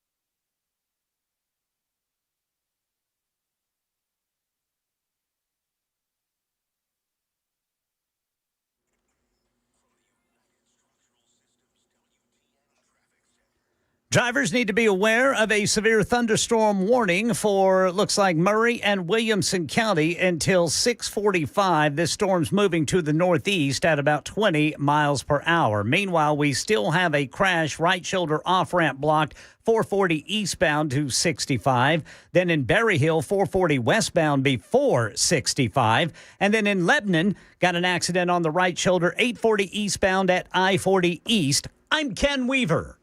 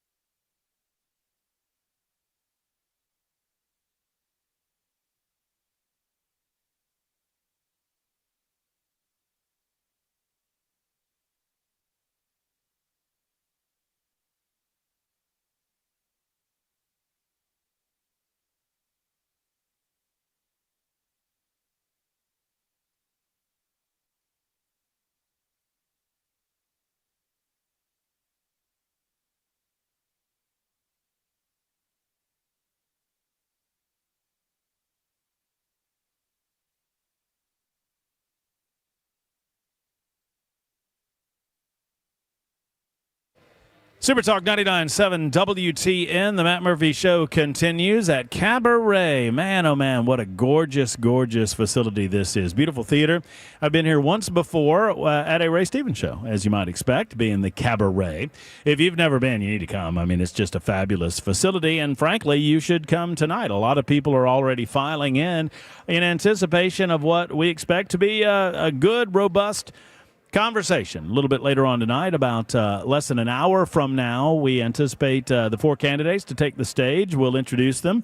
We'll welcome everyone to the debate, whether watching or listening on air, or perhaps watching in the audience here at Cabaret. And then we will begin the 2 hours of conversation. And that's really what it is, a conversation with each other and a conversation with the people of the 7th Congressional District in the extended area.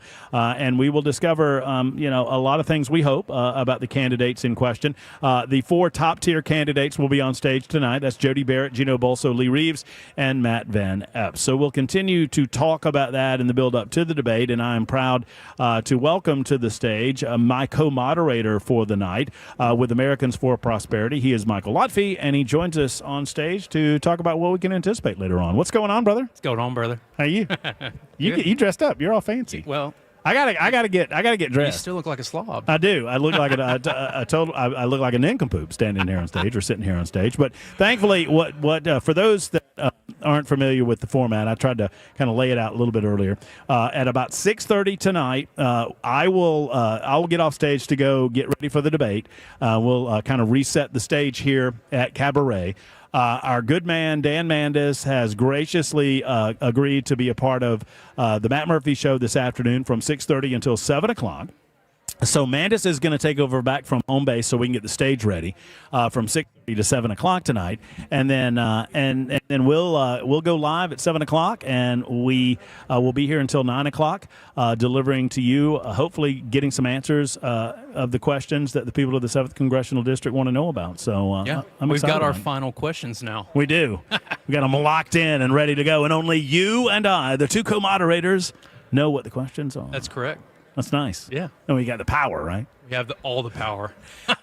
There was another, thank you so much. There was another story that came up from in the political world earlier today, and it had to do with the governor's race. And I'll be honest with you, a little bit surprising, but on the Chris Hand Show on Super Talk 99.7 WTN, Representative Monty Fritz came on the show and made the announcement that he's running for governor of the state of Tennessee. Now, I mean, you know what? I say, if you feel compelled, if your heart is drawn to it, if you feel like it's something that you are led to do, more power to you. I think public service is a wonderful thing. Did it surprise you at all? It didn't really surprise me. I had heard rumblings that he was going to run. And let me tell you, I know Monty. He's a very sweet man. Very nice guy. Like him a lot. I call people sweet. I think you're a sweet. You're a sweetheart. I don't know if that was. Wait, y'all talking about Matt being a sweetheart? It was you, actually. We're talking about you, Jackson. Right. Sweet Jackson. No, Monty's a great guy. I like him a lot. I think that it is interesting in the sense that it's going to. A lot of folks are kind of dismissing it, but actually, I think it really actually changes the dynamics of the gubernatorial race in a kind of a serious way. In that, in the Republican Party, big tent, right? Like, we've got a lot of different kinds of folks that identify as Republicans. We're very thankful for that. You've got moderates who I think, some would say that, Congressman John Rose, is kind of trying to go for that crew. But he's also trying to go with, like, the disillusioned right. And that sort of, I think, is what he believes his path to victory probably is. Whereas you've got, like, Senator Blackburn, who does really great with, your more garden variety traditional conservatives and obviously Trump supporters, right? And I think what's so interesting about this race now is with Representative Fritz getting in, is that he sort of is going to really sweep up those sort of disillusioned conservatives on the far right side, sort of. And so I think it really does change the dynamics of the race. Makes it a little bit more difficult for Congressman Rose, in my personal opinion. But it'll be really interesting to see how the respective campaigns sort of shift their tactics and their plans to try to get victory for themselves at this point. Yeah, I mean, there needed to be, if early polling is any indication, and obviously there's a long time between now and the primary of next year, but if early polling is any indication, and things can change very, very quickly, I think John needed someone else in the race, but I think he needed very much the right kind of candidate in the race. Are you of the opinion that he needed it to be a two-horse race in order to have? I really am. Yeah. Okay. Yeah. I think it was best for John that it remained a two-horse race, because John's path to victory, in my opinion, was really getting those moderates and holding them, the moderates who don't like Marcia. And then, like I said, that far-right disillusioned crew who, like, no one is conservative enough for them, and so they don't like Marcia because, they live on Virtue Mountain and no one's good enough. And John had a really difficult path to, like, message and market to both of those crews. But, it seemed like it was sort of happening naturally where a lot of those folks were going to John. And, anecdotally, I've seen some posts on Facebook from various people and stuff, and it really looks like now that Monty is in the race, he's going to sweep up that sort of block of the Republican Party, and I think that does make John's path a little bit more difficult. Certainly not impossible, but I do think it was best for John that it was a two-horse race. There are some Super Talk listeners that, speaking of disillusionment, that are questioning what the rules were in terms of who could get on stage here tonight. And, and I understand that some folks are going to be upset, particularly if their chosen candidate did not make it to the stage. I would suggest that to those people that are frustrated by this, you have to, unless you are to dedicate 5 or 6 hours of one's time, which I think is, there's just no likelihood of that. It's difficult to get into the meat and potato issues with the candidates when there are so many candidates. So you kind of have to draw the line somewhere and create a rule-based dynamic that would limit the field. And that's what you guys tried to do. Yeah, well, I personally feel pretty confident that one of these individuals on this stage will be the next congressman, whether that's from polling or it's from a resource constraint, POV, is that, like, you've got to have resources to win a congressional race. It's just the fact of the matter. But I would say for those that are disillusioned with the notion that their candidate didn't make the stage, luckily you have offered to you'll have anybody on. And so anybody that's hearing our voice right now can just as equally have their candidate on your show and have just as many ears listening to them, right? So, I'm thankful that you're doing that you're providing a platform for them if they choose to come on your show. I actually talked with one of the candidates earlier who didn't make the stage. We're super friendly, really nice. We had a great conversation, and I said, Matt is offering, of course, and I gave him your number. So, I mean, you're opening up your show and your platform to these folks, and they're obviously more than welcome to take you up on that, and I hope they do. No, I mean, and I understand, especially if you are leaning toward a particular candidate, why you would want to see that candidate on stage. I mean, but this doesn't just happen in the 7th Congressional District in the state of Tennessee. I mean, it happens every debate. Every debate. I mean, we saw, we saw in the presidential debates. I guess these were the debates of 2016, where they had the first tier debates and the second tier debates. They had first stage and second stage. I mean, there were so many people on the stage, you couldn't get them all in. There were like 16 different candidates. And we also just don't really even have the time to do that in this special election. Early voting starts in 3 weeks, I think. Mm-hmm. I mean, not a lot of time. We're very compressed. Yeah, it's here. So yeah. And clearly name ID is going to be a factor. I think people awareness of the fact that there is even an election. I mean, people are, and I don't fault them for this. We have very busy lives. Even those that are engaged along the levels of our listening audience and the people that follow Americans for Prosperity, this can come up on them pretty quick because it's just not the time of year that they are anticipating voting. Yeah, and to your point, there have been probably a dozen forums to this point across the district, and I'm certain there will be more forums. Yeah, sure. This is an actual federal debate. Like, this is an actual debate, and along with that, there are qualifications that are set out to participate in it. So that's what makes this a little bit different. But I have no doubt that there's plenty of access to these candidates throughout the 7th Congressional District for your preferred candidate to be heard and have their voice heard. So we are highly anticipatory of what's about to happen in less than an hour from now. In about 15 minutes or so, Dan Mandis will take over from his home base and will carry us until 7 o'clock, and then we'll crank up the debate at 7 o'clock on Super Talk 99.7 WTN. Thanks in part to Paul Winkler. From our perspective, thanks to the American for Prosperity Group, the AFP Foundation. We appreciate those guys as well. So tell you what, I'll take a short time out. We'll reset and kind of set up what you can anticipate later on in the evening, and we hope that you keep it locked here on Super Talk 99.7 WTN. It's 18 after the hour. Back right after this.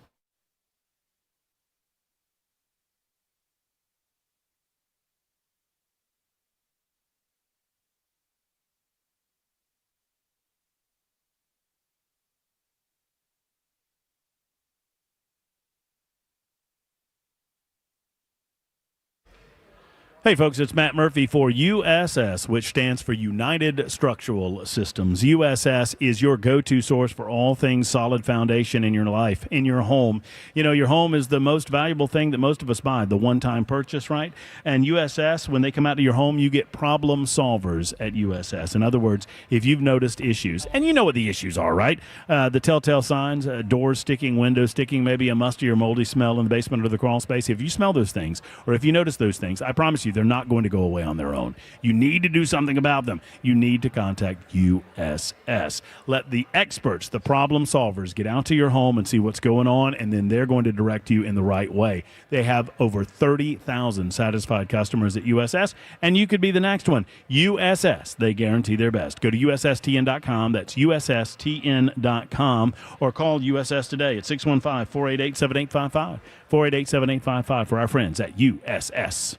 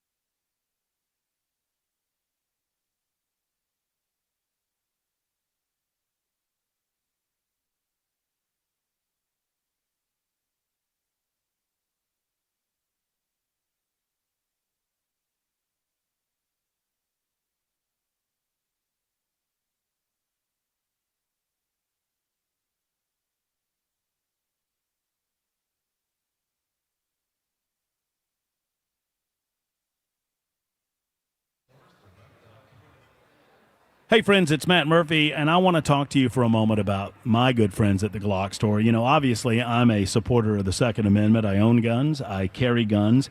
Owning and carrying is simply not enough, though. And we try to remind you of this, and they certainly do at the Glock store, that you got to get trained. Training is more than just renting a lane, however. You know, I did the lanes for a long time, and now that I've done the shoot rooms, the shoot 270 rooms at the Glock store, I don't think I can go back to a lane. I just can't, because the lanes are simply inferior to the experience that you get at the Glock store.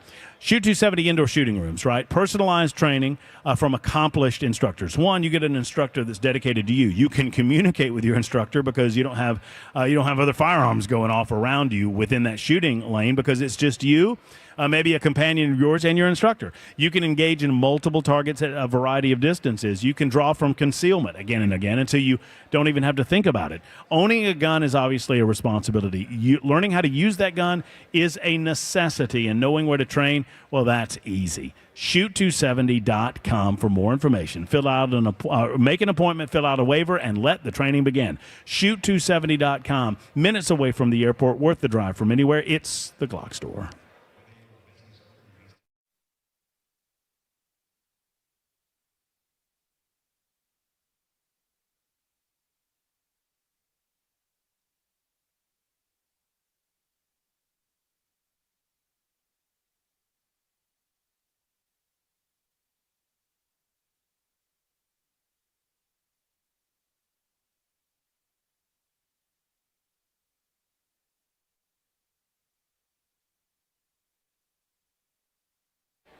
Hello, friends. Matt Murphy for Stoltz Co. Let me tell you something. Stoltz Co. is really, really good at what they do.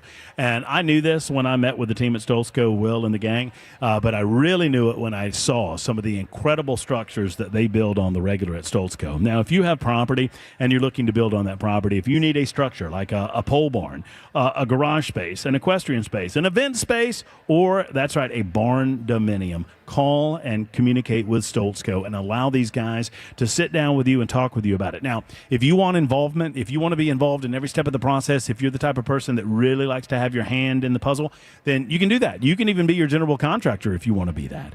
Stoltz Co. can help you do that and walk you through that process. Or if you're the type that you just want to lay your vision out there and walk away, and when the keys come, you just take those keys and off you go, they can do that as well. They've got turnkey service at Stoltz Co. If you're looking for somewhere to hang out on the weekends, if you're looking for a future home, if you've got in-laws that are coming to move in with you, build them a beautiful barn dominium structure from Stoltz Co. Go to stoltzco.com. That's STOLTZCO.com, or give them a call at 615-622-5992. 622-5992 for our friends at Stoltz Co.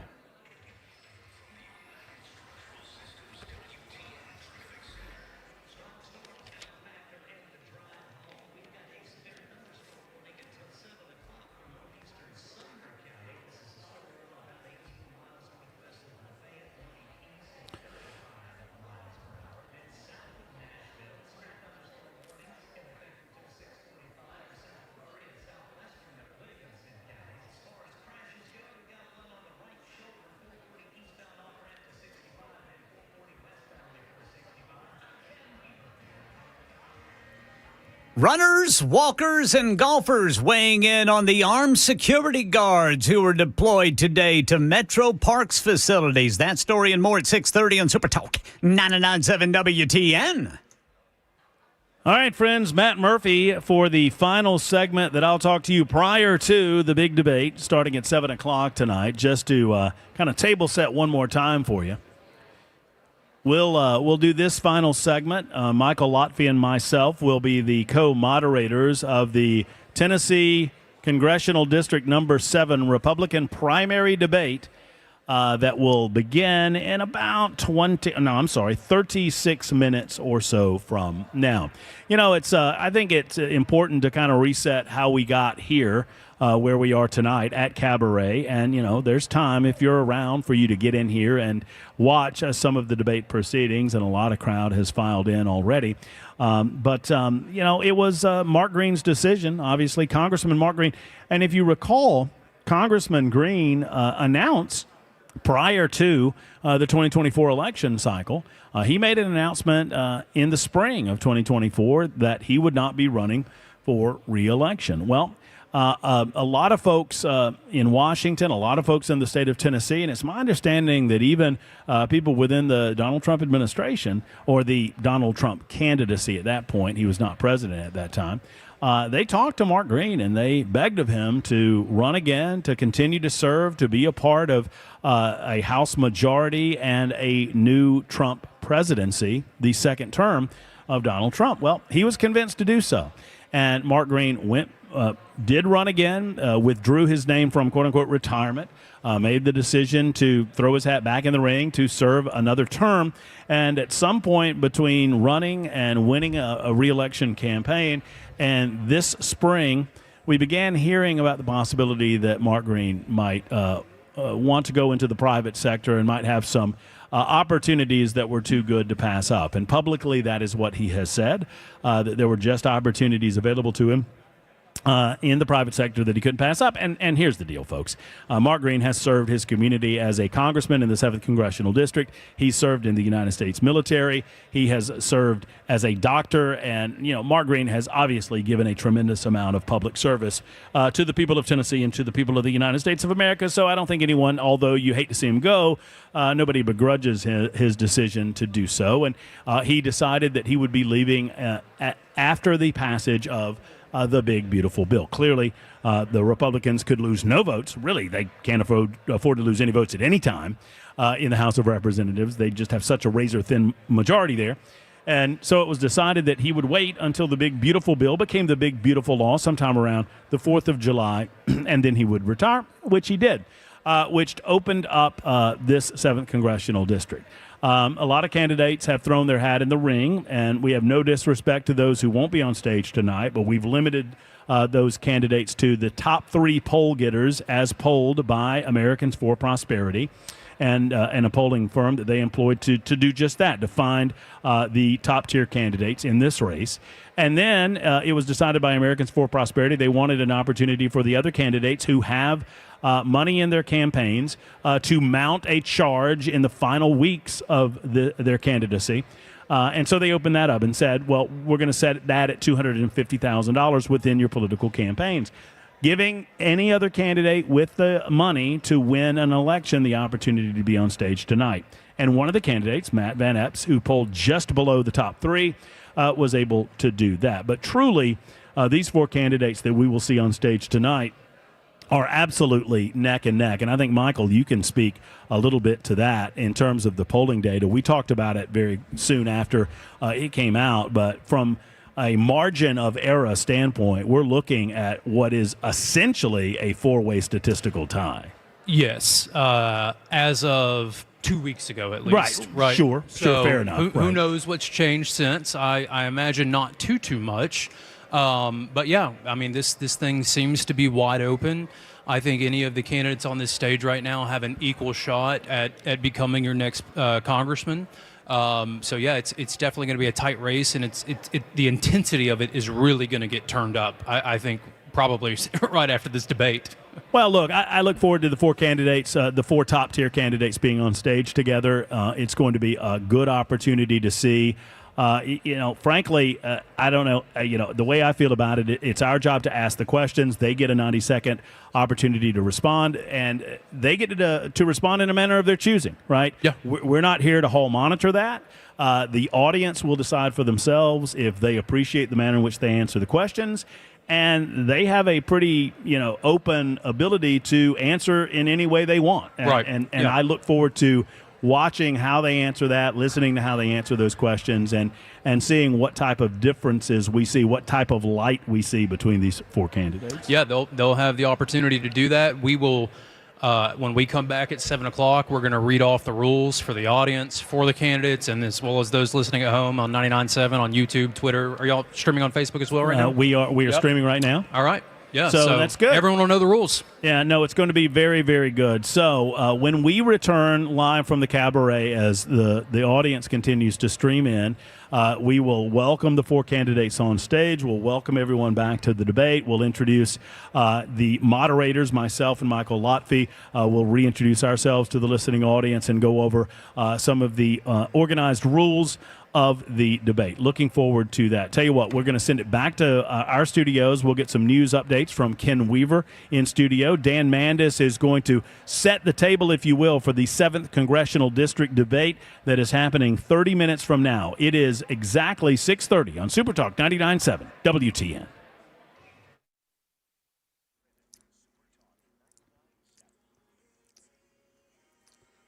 .30 on the dot. I'm Ken Weaver with your top stories. Right now, we still have that severe thunderstorm warning in effect until 6:45 south of Nashville. This is for northern Murray and south central Williamson counties. Had a storm moving east at 20 miles per hour, capable of 60-mile-per-hour winds and quarter-size hail. Then north of Nashville, Sumner County included and Macon County included in a severe thunderstorm warning until 7 o'clock. This for a storm that was moving east at 35 miles per hour with up to 60-mile-per-hour wind gusts and quarter-size hail. All of the warned areas part of a severe thunderstorm watch until midnight tonight in Middle Tennessee. Full forecast coming up in 5 minutes. By the way, that severe thunderstorm watch, that's for all of Middle Tennessee until midnight. Right now in Nashville, Channel 4 says runners, walkers, and golfers they spoke to today welcome the armed security guards that were deployed to Metro Parks facilities. I think it's a great thing. There needs to be some sort of presence to make us all feel good and safe. I think it's great. I think it's a great asset to have, especially as a woman, just to have that extra little bit is great. Yeah, Metro Parks using $2.4 million from its budget to pay for the armed security contractors. President Trump's already ruled it out, but Mayor Freddie O'Connell pushing back on Congressman Andy Ogle's claim the National Guard should be deployed in Nashville because the mayor's policies have made the city notorious for gang activity. calling Ogles absurd. We have not requested them. Chief Drake has not requested them. Our Metro Nashville Police Department has not requested their presence. We are continuing to make progress in year-over-year reductions in crime. We're going to continue to focus on those local efforts with trusted community partners. Well, Nashville was recently ranked among the top cities for violent crime, with some reports placing it in the top 15, others even higher, such as the fifth highest rate of violent crimes per 100,000 people, according to some FBI data dating back to 2024. That's the latest news. Traffic and weather next. I'm Ken Weaver, WTN News.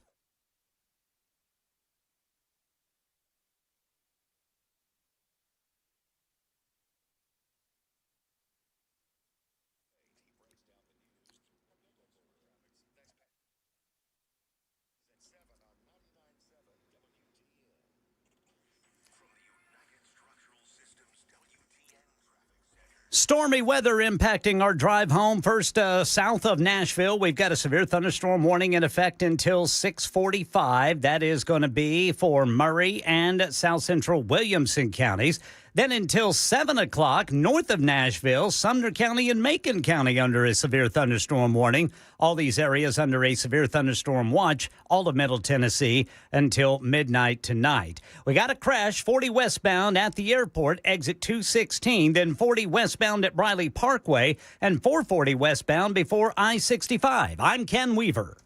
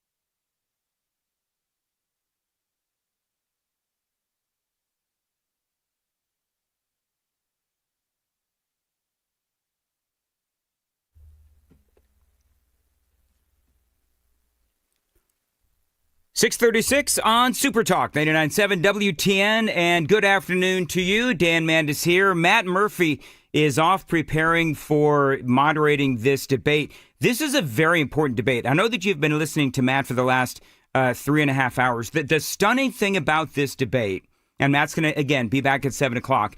The stunning thing about this debate, I was very surprised to see that 57% of voters remain undecided. Now, the reason I think that the voters are undecided is because a lot of these candidates, I mean, you're talking about Gino Bolso, Matt Van Epps, Lee Reeves, and Jody Barrett.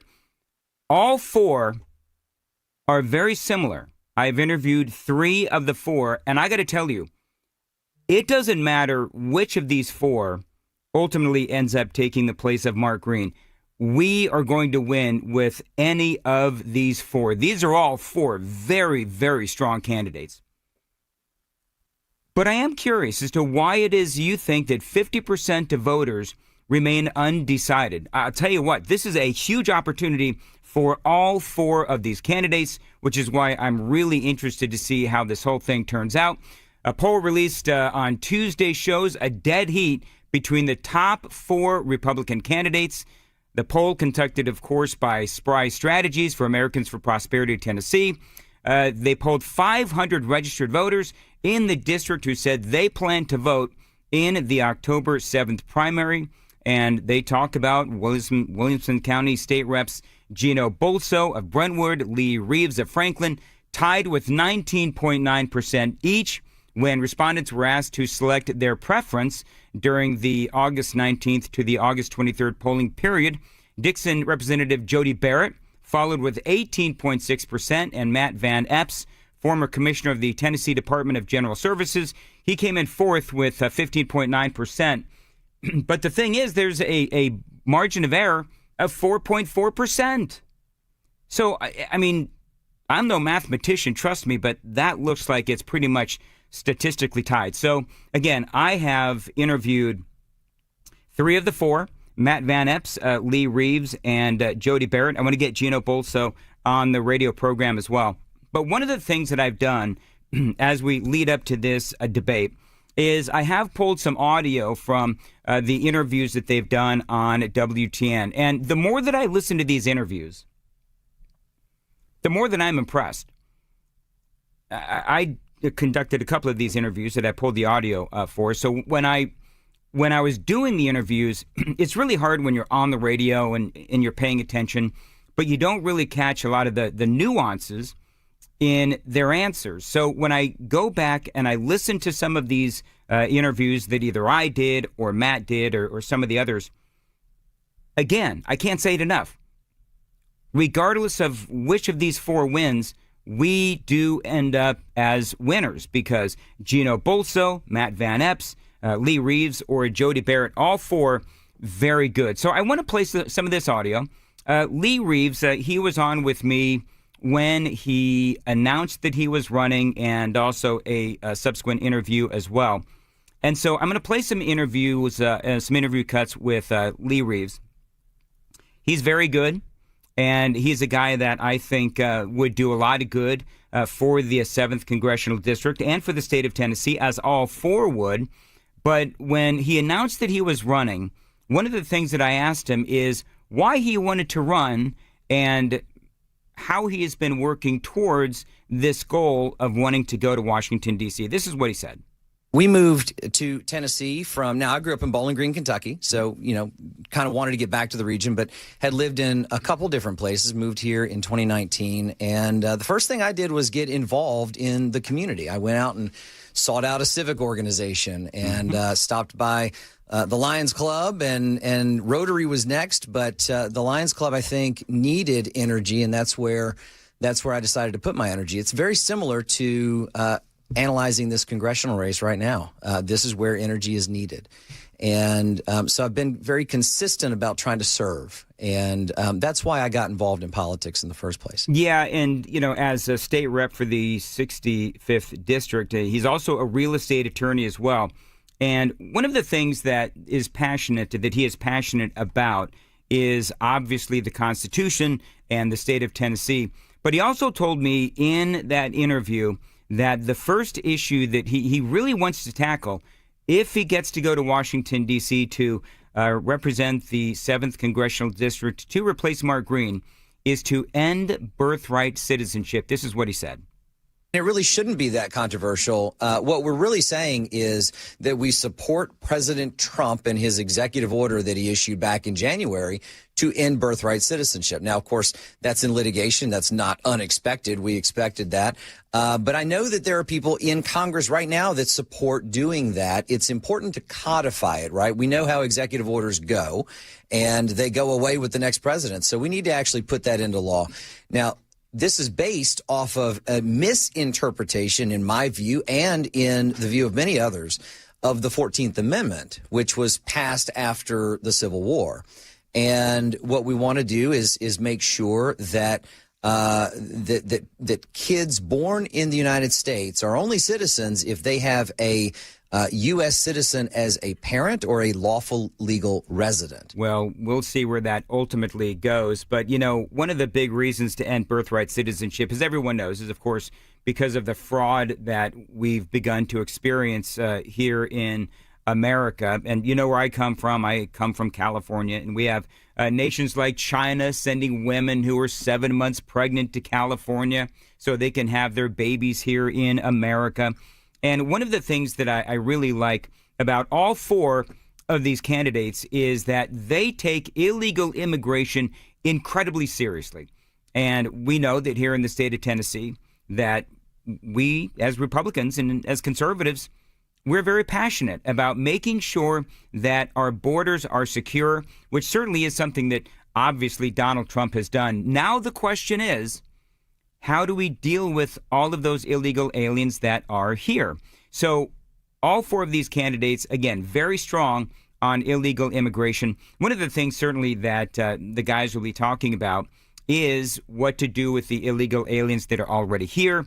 Some of the things that Donald Trump has done right. Perhaps the question will come up, which is, what do you feel like Donald Trump may have done wrong or incorrectly? So I'm looking forward to that as well. But, you know, with this birthright citizenship situation, you know, we do have these organizations sending groups of women here to have their kids. And one of the things that Lee said is that it's an abuse of our Constitution. And so Lee and I spoke about that, and he brought receipts. Right now, 250,000 kids are born here every year. America is being taken advantage of. That's right. That's right. And it's a magnet, right? I mean, just as you said, tourism and this doesn't exist anywhere else. No. It doesn't exist anywhere else. We are being taken advantage of. I agree completely with President Trump on that, and it's something that we've got to fix, and it'll be the first bill that I introduce when I get up there. It's just not right. It's something that's got to get fixed. And look, overall, illegal immigration is something that the Democrats have not just tolerated, they have encouraged it. Mm-hmm. And we are seeing the problems with that right now. In 2023, and this is the last number I can find, illegal immigrants actually affected the state of Tennessee to the tune of $971 million. That's in education costs, that's in emergency health care, and it's in our law enforcement costs. And it's something that we've got to fix. Yeah, I think every conservative, it's almost like a litmus test. Where are you with illegal immigration?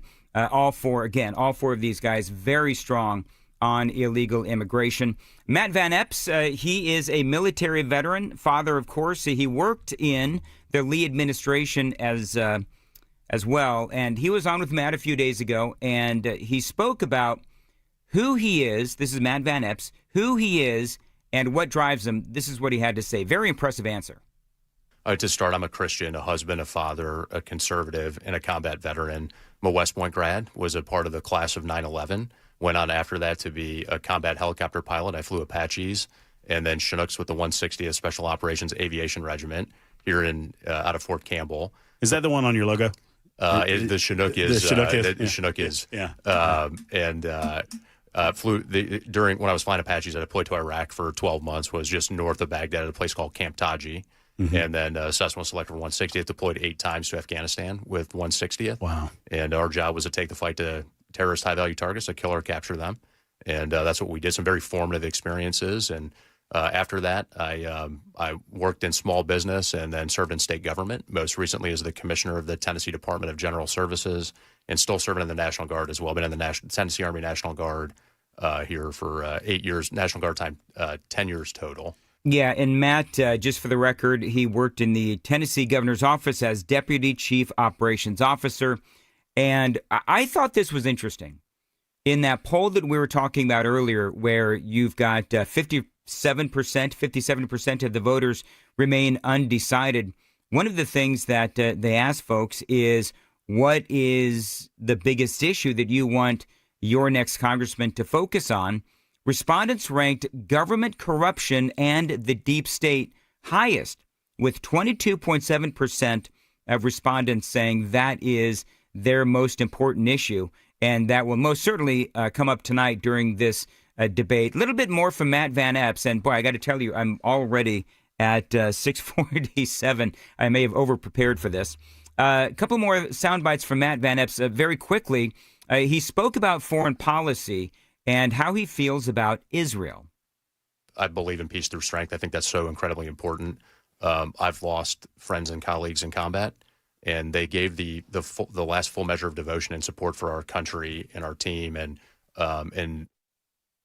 honorable, incredible people that have done that to complete the missions to protect our country. And that's what we were doing.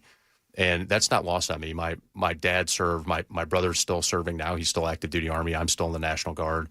And I think what the president has done is drawn, with Iran, he drew a clear red line, tried to negotiate. That didn't work. And so we executed peace through strength, and we delivered a decisive blow. And I stand with Israel. I'm 100% pro-Israel. I think that was a good decision that supported our allies in the region. And I think now, the president is he's the best negotiator in the world, and he's doing that now with Ukraine and Russia, and we'll see what happens with that. But I'm encouraged by what's happening, and I think those negotiations will work out well. All right, Gino Bolso, of course, he is the state rep for the 61st District, and he has been a trial lawyer for years, actually a very celebrated trial lawyer, and he's got a wife, he's got 5 kids, and his top priority, well, he was asked by Matt Murphy. And I've really wanted to go to D.C. for some time and deal with this terrible problem we have with the federal deficit, the $37 trillion national debt, because it's I think, the biggest existential threat we have domestically to the future of our children and grandchildren. And there are some things that need to be done to address it. People that listen for any length of time to the Matt Murphy Show know how much I just want to come over this table and hug on you because I have declared, and I've said it just that way, Gino, that the biggest existential threat that we face is not, I believe, from a foreign adversary. I believe it's from our own overspending.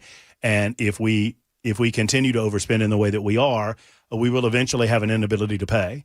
And when that happens, you will see social unrest and internal calamity that potentially could threaten our way of life and our government. Absolutely. It's something that has concerned me for a long time. I first wrote a letter to President Jimmy Carter about the national debt when I was a sophomore in high school in 1977 because I was concerned when it got to $700 billion. And then obviously... That sounds quaint, by the way, $700 billion. Right? Which is now less than we pay in interest on the debt every year. This year, we're going to pay almost $1 trillion in interest, which is more than we spend on any federal program except Social Security. It's more than the entire Department of Defense. It's more than Medicare. It's more than Medicaid. And it's something that we have to address by reforming entitlements at long last. All right. And very quickly, I've got to get a soundbite in here from Jody Barrett. Of course, you know that Jody Barrett is the state rep for the 69th District. He is also an attorney. One of the things that Washington, D.C. and Congress and the House of Representatives tried to deal with is the situation regarding Epstein. And this came up in a recent conversation with Matt Murphy. Now I think they're trying to figure out, look, how do we do this? How do we release this information without implicating innocent people as well? Because we know that not everybody that rode on that plane is a pedophile. Not everybody on that list was engaging in those activities. And so you have to be fair to those folks and make sure that you're only really implicating and going after the people that are the bad actors. All right. So coming up here at 7 o'clock, the debate will begin. with Matt Murphy. Really looking forward to hear more from Gino Bolso, Matt Van Epps, Lee Reeves, and Jody Barrett. I'll be back to wrap up this part of the broadcast coming up next on Super Talk 99.7 WTN.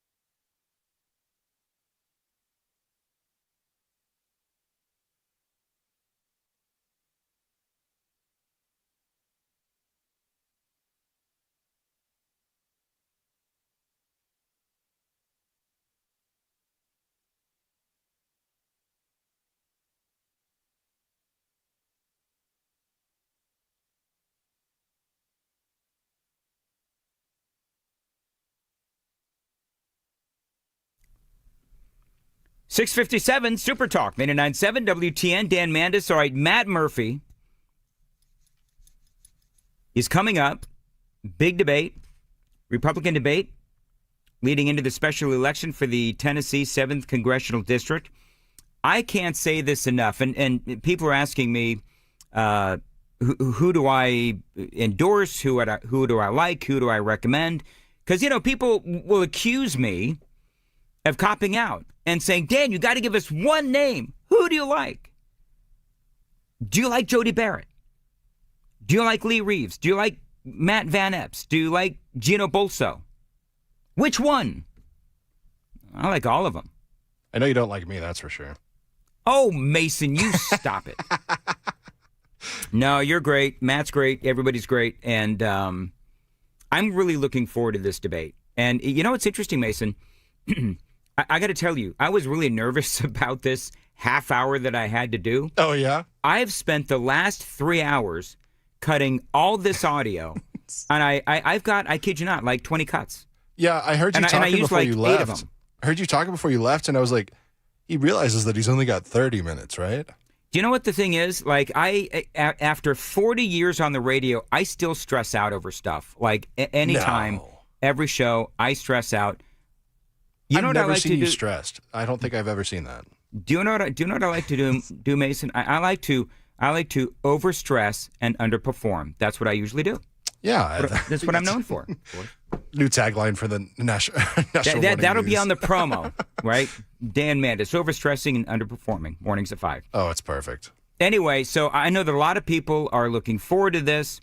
What I'm going to do on Monday on Nashville's Morning News is I'm going to have a bunch of audio bites from this debate. And I'm going to want to take your calls, and I'm going to, even if you don't live in the 7th Congressional, by the way, Mason, you know who lives in the 7th Congressional District? Oh, who does? Me. Oh. Yeah, so I'm listening to all of this, and I think it's going to be great to, find out who wins the debate. So yeah, I'm very interested to see what goes down. So I'm going to take calls. And I'm going to, I'm going to want people to let me know who they thought did the best in this debate. So stay close. Matt Murphy and Gino Bolso, Matt Van Epps, Lee Reeves, and Jody Barrett coming up next on Super Talk 99.7 WTN.